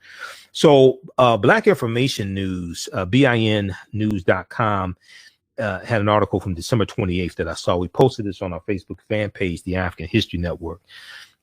NYPD officer who saved MLK's life, Dr. Martin Luther King Jr.'s life, after 1958 stabbing, dies at age 93. Okay, dies at age 93. How's everybody doing watching? Ricky and Sylvia, Charles, Michael,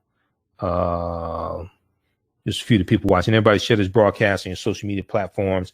Invite your friends to tune in also. If you like this type of information, you can donate to the African History Network. $ the AHN Show through Cash App. $ the AHN Show through Cash App. Then also through PayPal, paypal.me/the AHN Show, paypal.me/the AHN Show. All right, and then also at our website, AfricanHistoryNetwork.com, AfricanHistoryNetwork.com. Okay, so some people don't know about this story, but Dr. King was stabbed in the chest with a letter opener in 1958 while he was doing a book signing for his first book. His first book was entitled Stride Toward Freedom. Stride Toward Freedom. It was about the Montgomery bus boycott. And it came out in 1958. Okay, his book. So former NYP, so there were two police officers who rendered Dr. King aide there on the scene. One white, one African American. The white officer's name was Al Howard. Okay, I've talked about this in the past. Former NYPD officer Al Howard died late October 2020 at the age of 93 after falling ill with coronavirus. Al Howard, longtime owner for Showman's Jazz Club in Harlem, New York, saved the life of civil rights icon Dr. Martin Luther King Jr. after a woman stabbed him in the chest. Her name was Izola Ware Curry. Izola Ware Curry. And I've talked about this on my shows in the past. She was a mentally deranged African-American woman who stabbed Dr. King in the chest with a letter opener while he was doing a book signing. History.com, the official website of the History Channel, has an article dealing with this, how an assassination attempt affirmed MLK's faith in nonviolence. How an assassination attempt affirmed MLK's faith in nonviolence. This is from January 15th, 2020, written by Christopher Klein for History.com. Now, Officer Al Howard recounted the incredible incident to his friend and a deputy NYPD commissioner, John Miller, at age 91, former Officer Al Howard. After rumors about Howard's actions swirled around, the friend wanted to confirm the rumors to see if they were true, and they were true.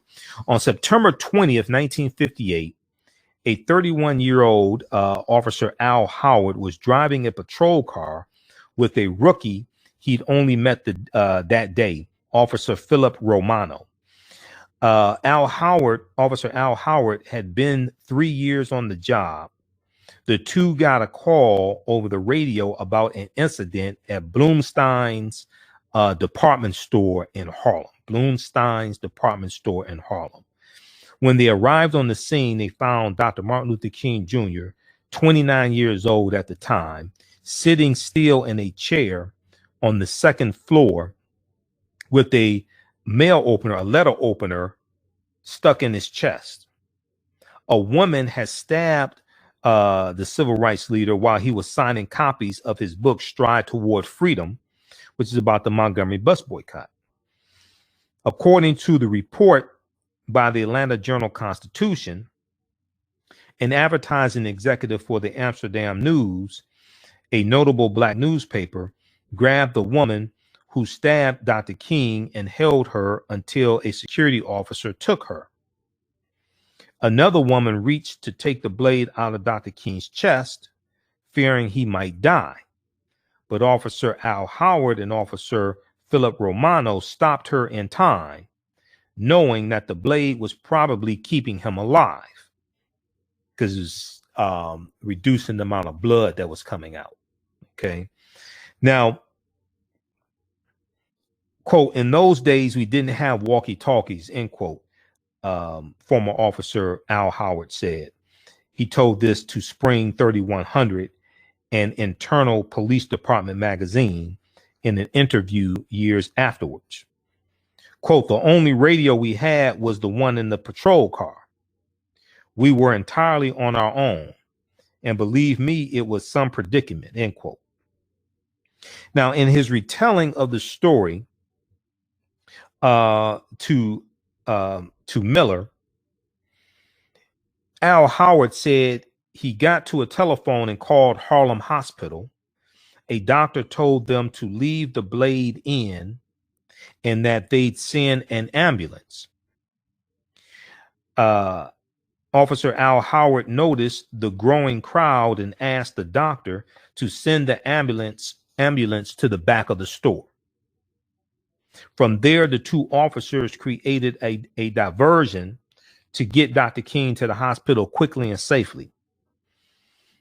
Officer Al Howard went to the front of the store where the crowd was and announced that Dr. King would be coming through the front door and asked for a path to be cleared.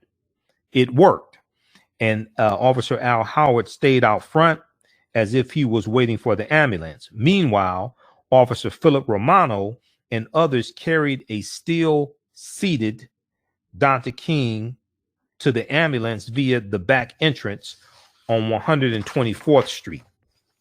Now, doctors at Harlem Hospital saved Dr. King's life, a miraculous feat after the blade had almost struck his aorta valve. Now, authorities arrested and charged Isola Ware Curry, Curry, a woman who experienced mental illness and believed Dr. King and others had been following her. She was charged with the stabbing. Dr. King spent weeks in New York City recovering from the incident. He reflected on the incident in a speech in Memphis, Tennessee, the day before he was assassinated. It was April 3rd, 1968, when he gave the speech in Memphis, Tennessee. Quote, "It came out in the New York Times the next morning that if I had merely sneezed, I would have died," end quote, he remarked. "I'm so happy that I didn't sneeze." Now, Officer Al Howard reacted to the news of Dr. King's assassination in 1968, 10 years after the stabbing, with much of the sadness many around the nation and world did.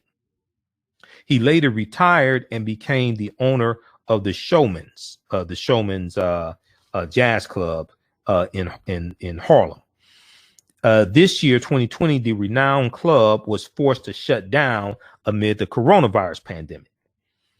Al Howard and his partner at Showman's, Mona Lopez, flew to Las Vegas in September and came down with what they thought was a cold, but was actually COVID-19. Al Howard, former police officer Al Howard, who helped save Dr. King's life, died several days later. A funeral was held October 27th in Queens, New York, limited in size due to social distancing guidelines.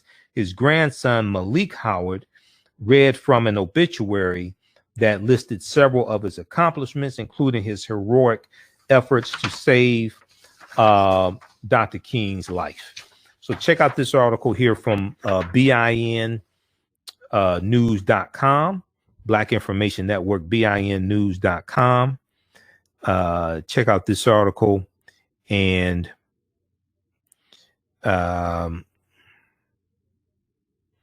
check out this article and also the one from history.com, the official website of the History Channel, history.com, how an assassination attempt affirmed MLK's faith in nonviolence. And then there was one from, I think it was the New York Daily News or something like that. There was a article. I was trying to find it before doing today's show. It was dealing with the two officers who helped save Dr. King's life. Maybe it's this one here. I think it was this one here from the Daily Beast. The black and white man who saved Martin Luther King's life. I think maybe it was this one right here. This is from the Daily Beast. The black and white man who saved Martin Luther King's life. Because I remember it was a few years ago that I read the article. Let's see here. Yeah, Al Howard and Philip Romano. Now, I thought in one of these articles they had a picture of the officers.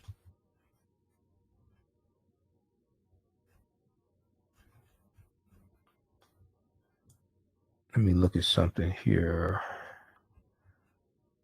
Oh, come on. Let's see. Okay, 58. As it happened, one of the cops was black, the other white, and the same was the case with the two surgeons. One surgeon who saved Dr. King's life was white, the other was African American. Each pair worked as true partners, proving that the color of their skin meant nothing and translating the content of their character into life-saving action. They demonstrated by doing what they did the way they did it that mattered. They demonstrated by doing what they did the way they did it. What mattered was their shared knowledge and skill and nerve. Okay. Yeah. So Philip Romano was the African American officer.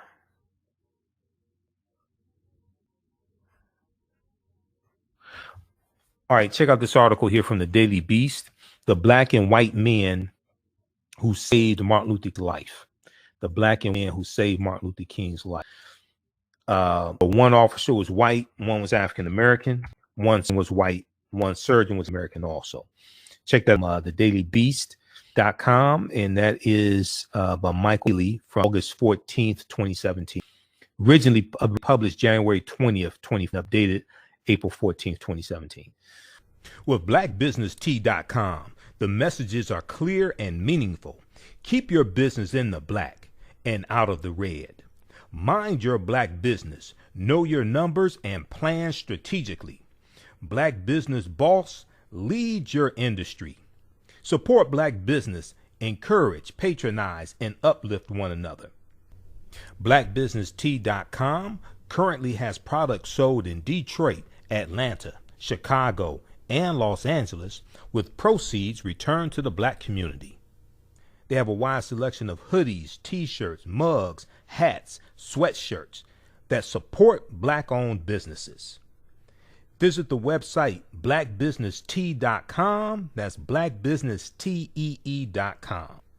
For 45 years, the Black History 101 Mobile Museum has on the rich legacy of the Black Museum movement in America by showcasing artifacts of the Black experience at colleges, universities, K-12 corporations, libraries, conferences, and cultural events, making it the most traversed history mobile exhibit in American history. Dr. Khalid El Hakim is the founder of the Black History 101 Museum, and he is a highly sought-after public speaker on topics of Black history, social studies, education, museum studies, health, and race relations. Khalid was named Change Makers for NBC Universal Face the Hate Pain and listed as one of 100 men of decision for Black enterprise. He recently founded the Michigan Pop Archive on the campus of Western Michigan University. The Black History 101 Mobile Museum is currently scheduling in-person and virtual exhibits nationwide.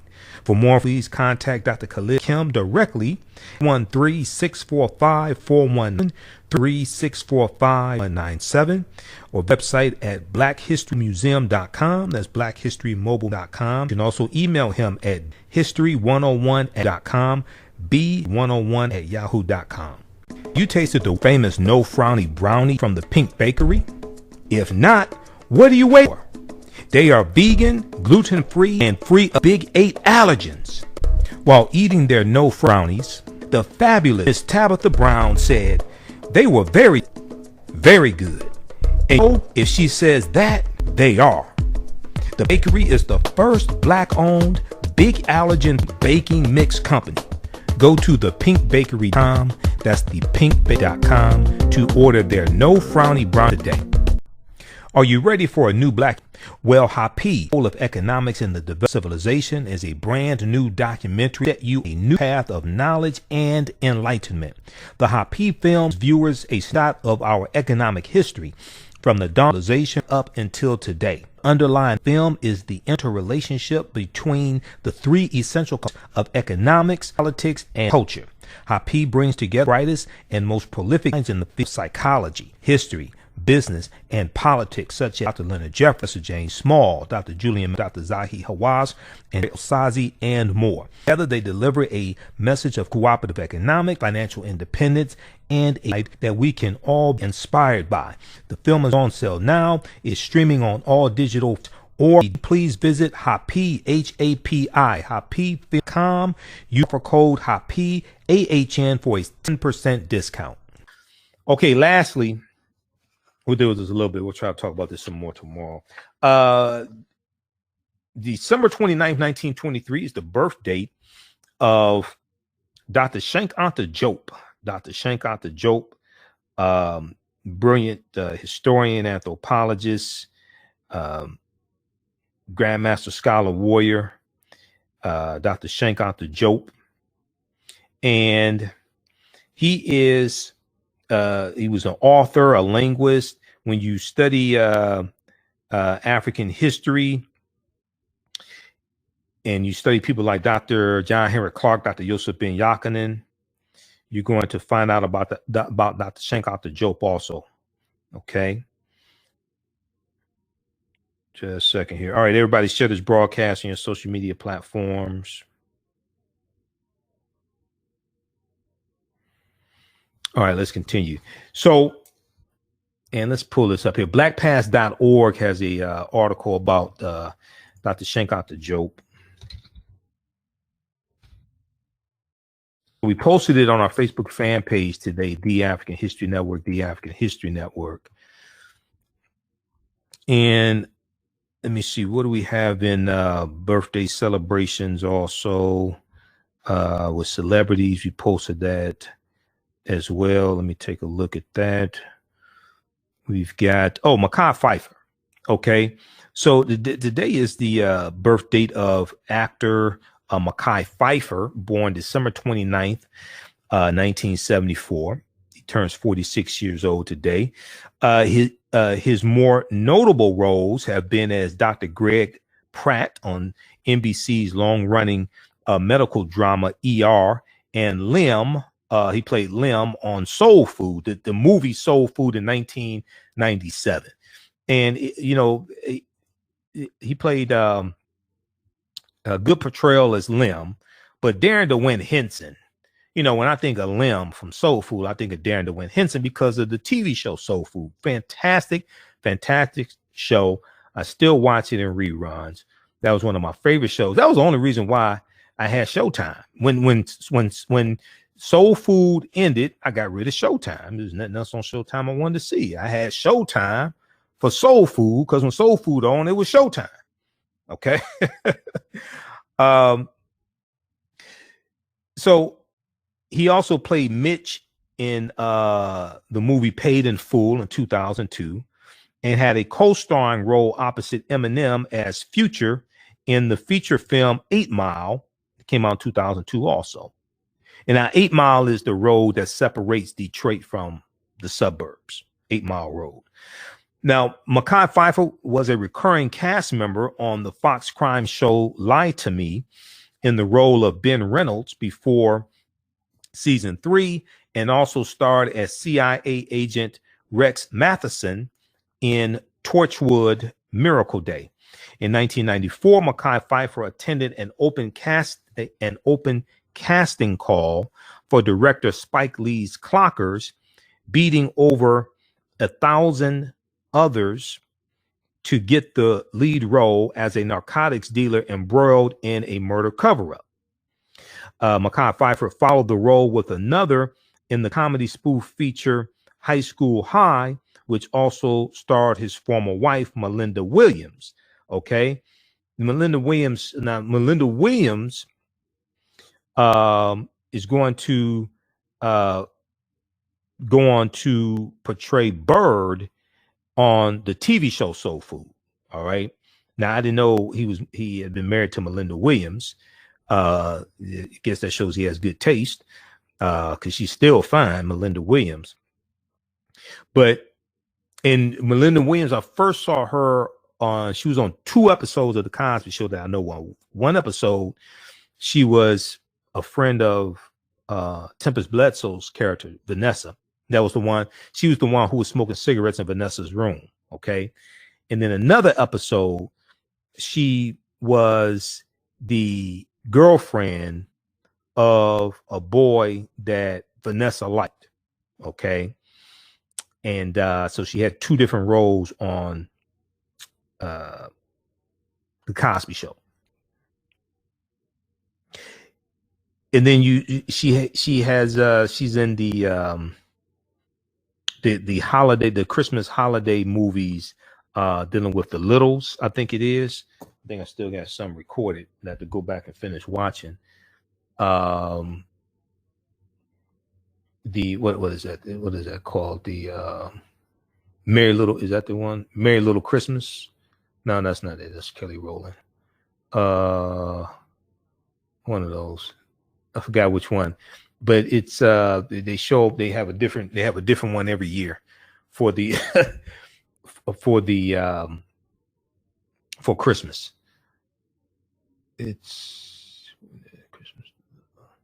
It's a different one every year. I forgot which one it is, but they're pretty good also. I like those. You know, whether you celebrate Christmas or not, they're all about family. So I like watching those.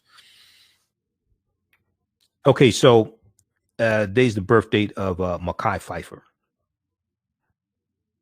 So happy birthday to Mekhi Phifer. And also, let's look at this here. I think there was one other one that I did not get a chance to post. Oh, I should have posted this, didn't get a chance to. Sorry about that. Speaking of Climax, the singing group Climax, remember Bernadette Cooper Climax? Today is her birthday also. The National R&B Music Society, Inc. On their page, they talk about the birthday of drummer and vocalist Bernadette Cooper of the all-girls band Climax. You remember Meeting in the Ladies' Room, The Men All Pause, I Miss You? Climax was bad back in the day, like 87. Climax, that was the group. Those sisters were fine. So shout out to Bernadette Cooper also.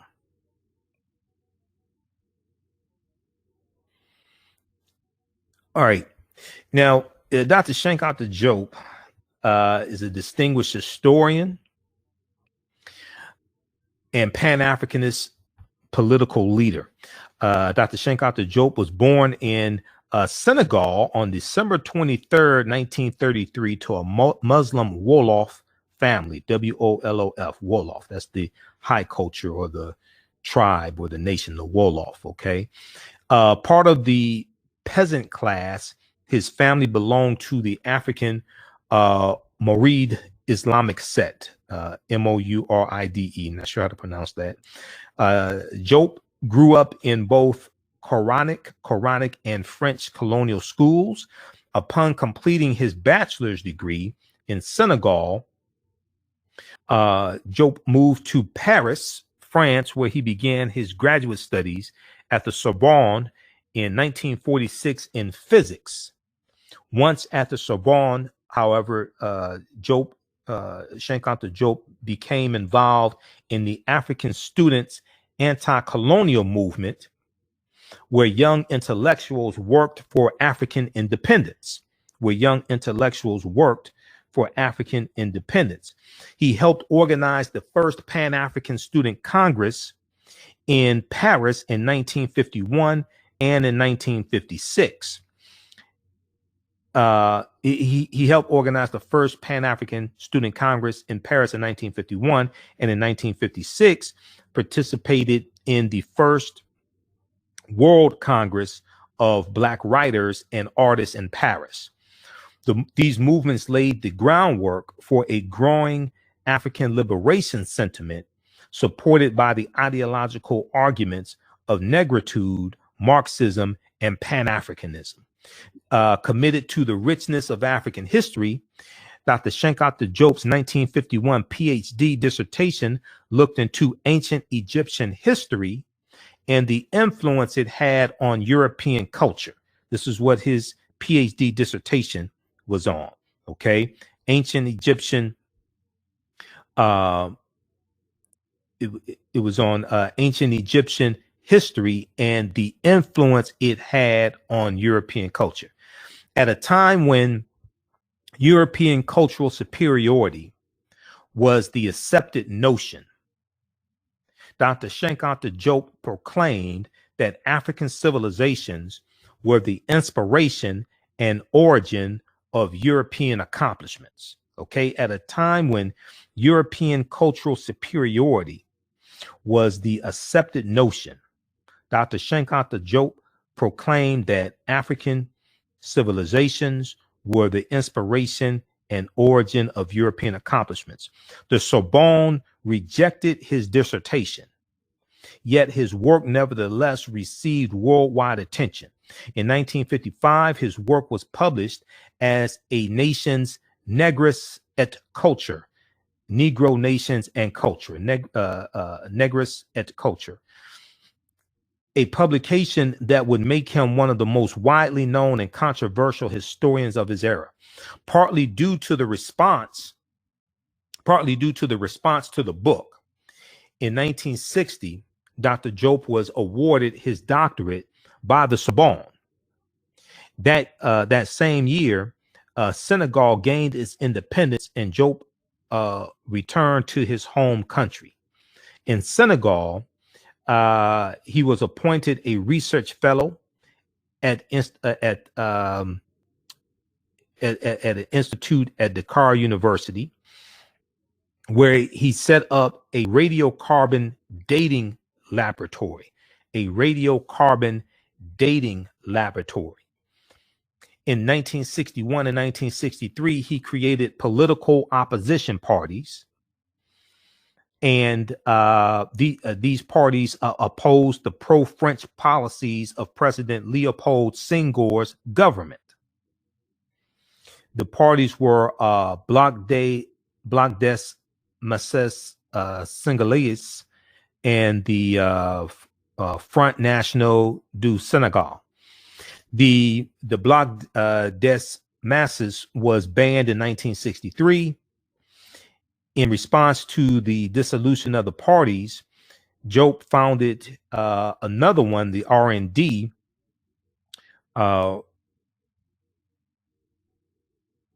Resemblement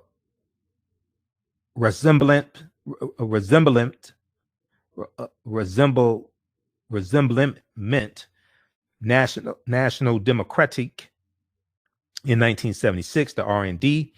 The R&D published the Wolof Language Journal, of which Diop was the editor. As a renowned scholar and political activist, Diop was appointed professor of ancient history at Dakar University in 1980. Okay, he was appointed professor of ancient history at Dakar University in 1980. Over his career, Dr. Cheikh Anta Diop published a number of books, including 7, which were translated into English. His most famous works, The African Origin of Civilization, Myth or Reality in 1974, The Cultural Unity of Black Africa in 1978, and Towards the African Renaissance, Essays in African Culture and Development, 1946 to 1960, which came out in 1978. Dr. Diop received the highest award for scientific research from the Institut Culturel Africain in 1982. As a testament to his global effect, Dr. Diop was invited to Atlanta, Georgia in 1985, where Mayor Andrew Young proclaimed April 4th, Dr. Cheikh Anta Diop Day. Dr. Cheikh Anta Diop Day, April 4th, proclaimed by Mayor Andrew Young in 1985. The many books Dr. Diop published in French were all dedicated to African self-improvement and the reconstruction of a colonially fragmented identity. Dr. Diop had 2 sons with his wife, Louise Marie Diop Maes, M-A-E-S. On February 1st, 1986, Dr. Diop died in Dakar, Senegal at the age of 63. So he was a young man. He was a young man when he passed away, only 63 years old. Now, there were in 1978, Dr. Diop, and let me see, they talk about it in Nile Valley Contributions to Civilization. But in 1978, Dr. Cheikh Anta Diop and Theophile Obenga proved, they analyzed the 2 Egyptian mummies, and they did the melanin test on them, and they were able to determine that these were Africans. And I wanted to see, they talk about it in, Browder talks about this in Nile Valley Contributions to Civilization. I wanted to see if I could find that. Just a second here.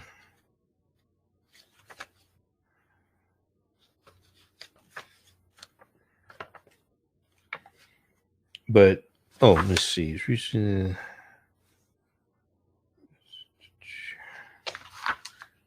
in the beginning.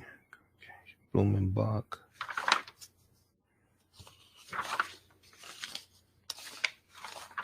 It's somewhere in here, and it's,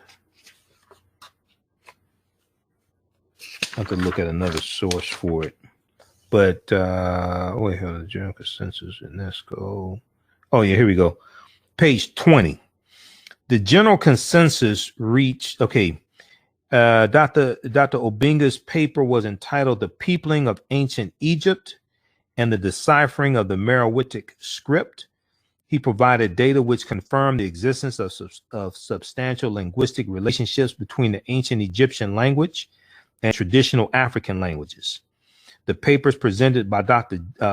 Cheikh Anta Diop and Dr. Theophile Obinga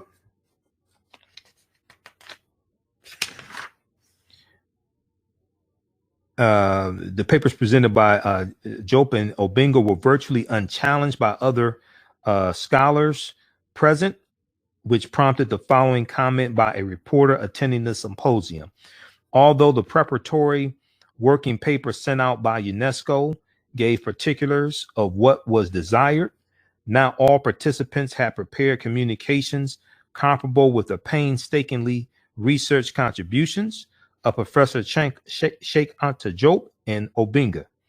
There was consequently a real lack of balance in the discussions. Okay, now if we go down, and the conference was published, the proceedings, symposium also rejected the notion that Pharaonic Egyptian, which remains stable language. Okay, where's the Melanin Dosage test?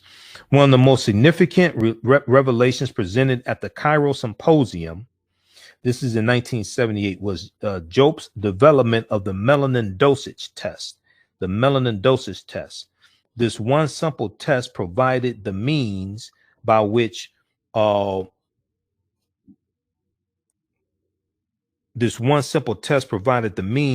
one could determine phenotype. Let's go back over here. This one simple test provided the means by which one could determine the phenotype of the Egyptian royal mummies by examining the melanin content present in their skin. This is from page 20 of Nile Valley Contributions to Civilization by Tony Browder. Okay, page 20. Look at pages 19 and 20. The test involved the acquisition of specimens consisting of a few square millimeters of mummified skin, which were then coated with ethyl benzoate and exposed to natural or ultraviolet light.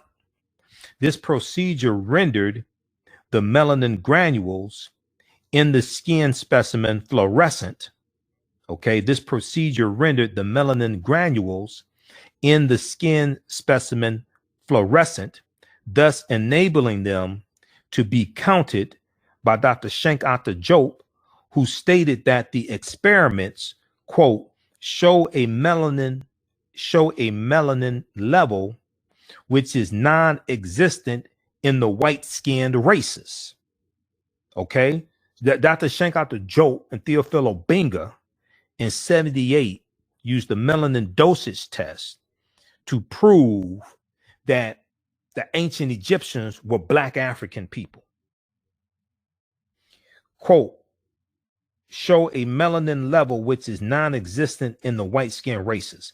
Let us simply say that the evaluation of melanin level by microscopic examination is a laboratory method which enables us to classify the ancient Egyptians unquestionably among the black races. This is Dr. Cheikh Anta Diop in 1978. Now, Browder goes on to say on page 20 of Nile Valley Contributions to Civilization, Exploding the Myths. Okay, Nile Valley Contributions to Civilization, Exploding the Myths. And Browder and his daughter, Atlantis, they for the winter solstice, they were in Egypt. Okay, and he just got back. I need to contact him because I want to bring him on the show. I've interviewed him a number of times in the past. Despite the research of Dr. Cheikh Anta Diop and Theophile Obenga, numerous issues concerning the ethnicity of the ancient Egyptians and the Egyptian contributions to civilization continue to be discussed and debated. Now, this is Browder back in this book came out. I got it November 2nd, 1994. This book came out in 92. So this is Browder in 92 saying this. Okay. Despite the research of Dr. Cheikh Anta Diop and Theophile Obenga, numerous issues concerning the ethnicity of the ancient Egyptians and the Egyptian contributions to civilization continue to be discussed and debated.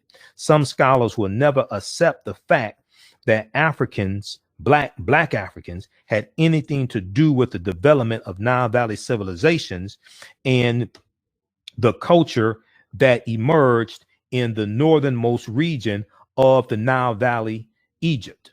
Okay, well, now the Nile Valley region, the northernmost, the most northern region, Egypt, or Kemet. Okay, one of the original names, Kemet or Tameri meaning the beloved land. Now, if we go back, let's see here. If we go back to page 19, okay,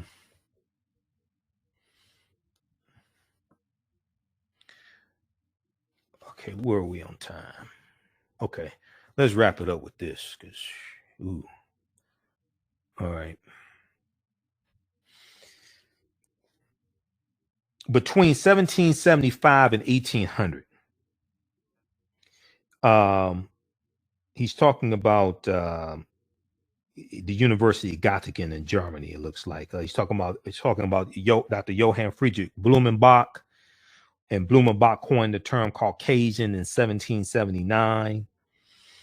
And Blumenbach was one of the men who helped stratify humanity into races. Blumenbach produced the first scholarly work on human racial classification and invented the term Caucasian.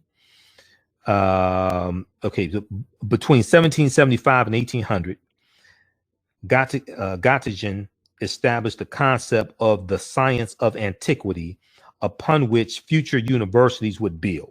They're talking about the University of Göttingen in Germany. That's where Dr. Johann Friedrich Blumenbach taught. Okay. Upon which future universities would build.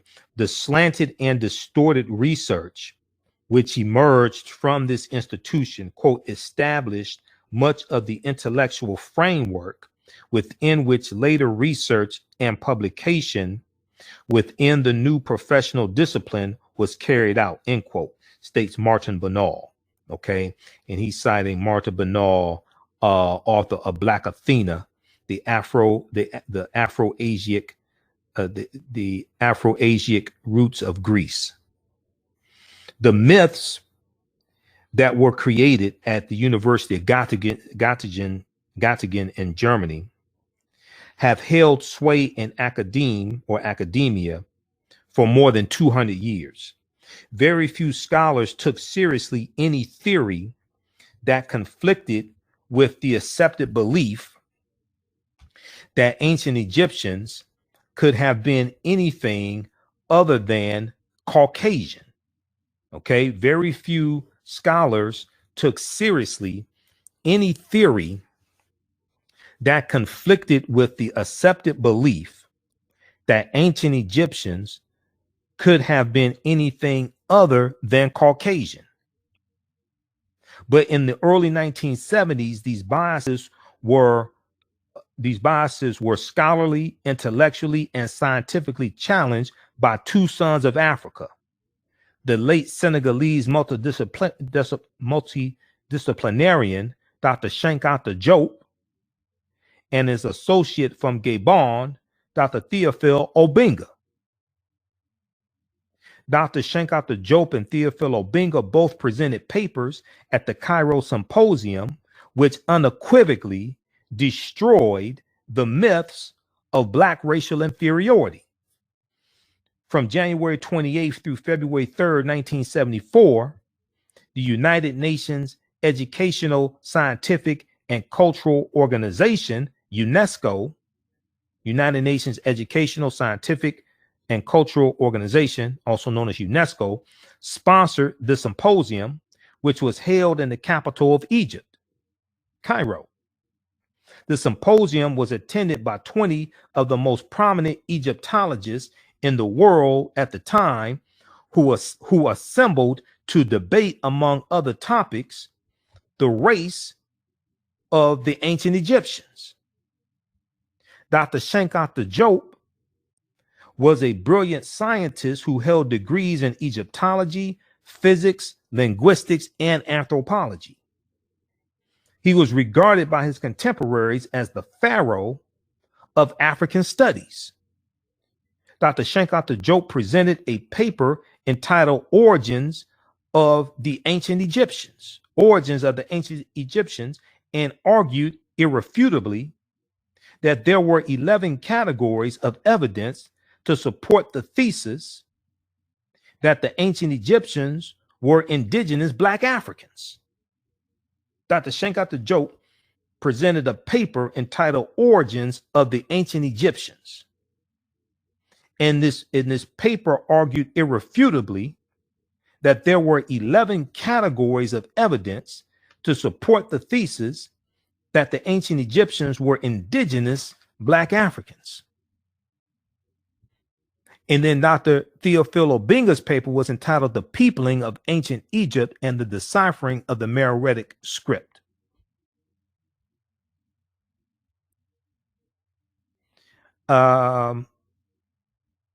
Now, here's the article from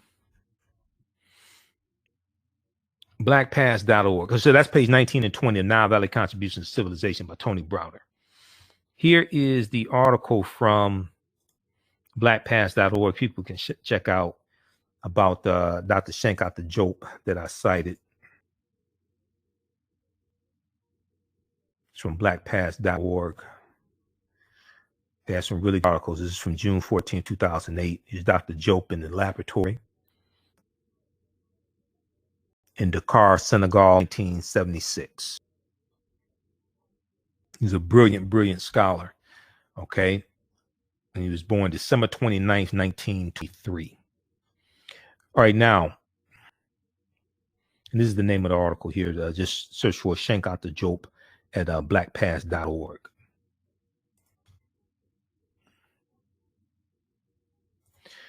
Okay, lastly, in the book by Dr. David Imhotep, The First Americans Were Africans, Documented Evidence. In here, he talks about Dr. Cheikh Anta Diop also at that same conference in 78.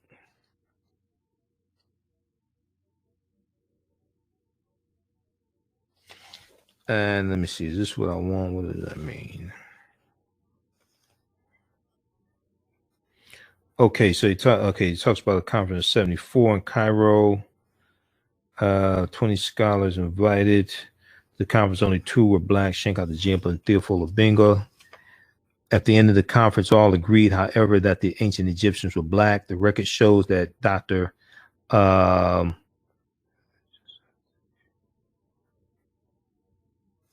Let me see, who was this?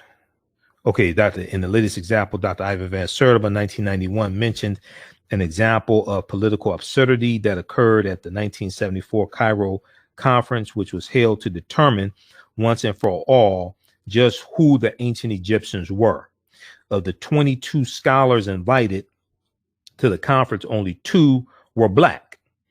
Okay, so you got 22 scholars at this conference in 1974 in Cairo, Egypt, and they're trying to determine once and for all who the ancient Egyptians were, and only 2 of the scholars were Black. Okay, but you had 2 of the baddest scholars, so I guess that's all you needed. At the end of the conference, all agreed, however, that the ancient Egyptians were Black. The record shows that Dr. Ivan Van Sertima reported that just after the agreement was made, one of the scholars still yelled out, quote, "Even though they were Black, they were white," end quote. The record shows that Dr. Ivan Van Sertima reported that just after the agreement was made by the scholars at the end of the conference that the ancient Egyptians were Black, one of the scholars yelled out, quote, "Even though they were Black, they were white," end quote. The example above is similar to one that occurred when Stephen Anitai wrote an article in 2007 entitled "The First Americans Were Black." The first Americans were Black. The article is written very similarly to other Australian American migration articles. After Stephen Anitai, Anitei, wrote and admitted that, quote, "the first inhabitants of the Americas belonged to the Negro type," Blacks in parentheses, "the first inhabitants of the Americas belonged to the Negro type," Blacks in parentheses. However, you do not have to think they were of the African type. He goes on to say, you do not have to think they were of the African type. They belong to a racial group called the Black Asians, end quote. So Dr. David Imhotep asked the question, what does that mean? If Stephen Anitai mentioned that Black Asians do belong to the Negro type, but at the same time says you do not have to think they were Africans, what message was he actually trying to convey?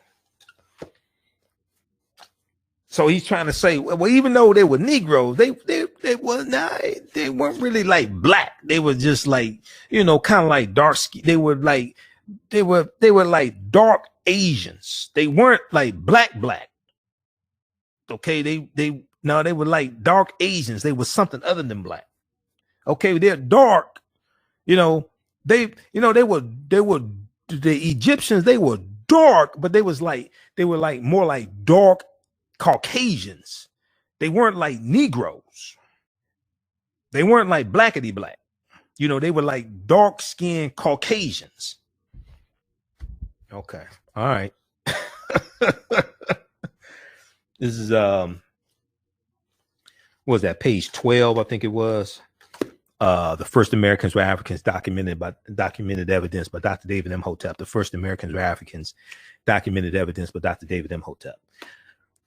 All right, so hey, we've got my presentations dealing with the history of Kwanzaa. We have a 4-lecture bundle pack, from Kwanzaa to Wakanda,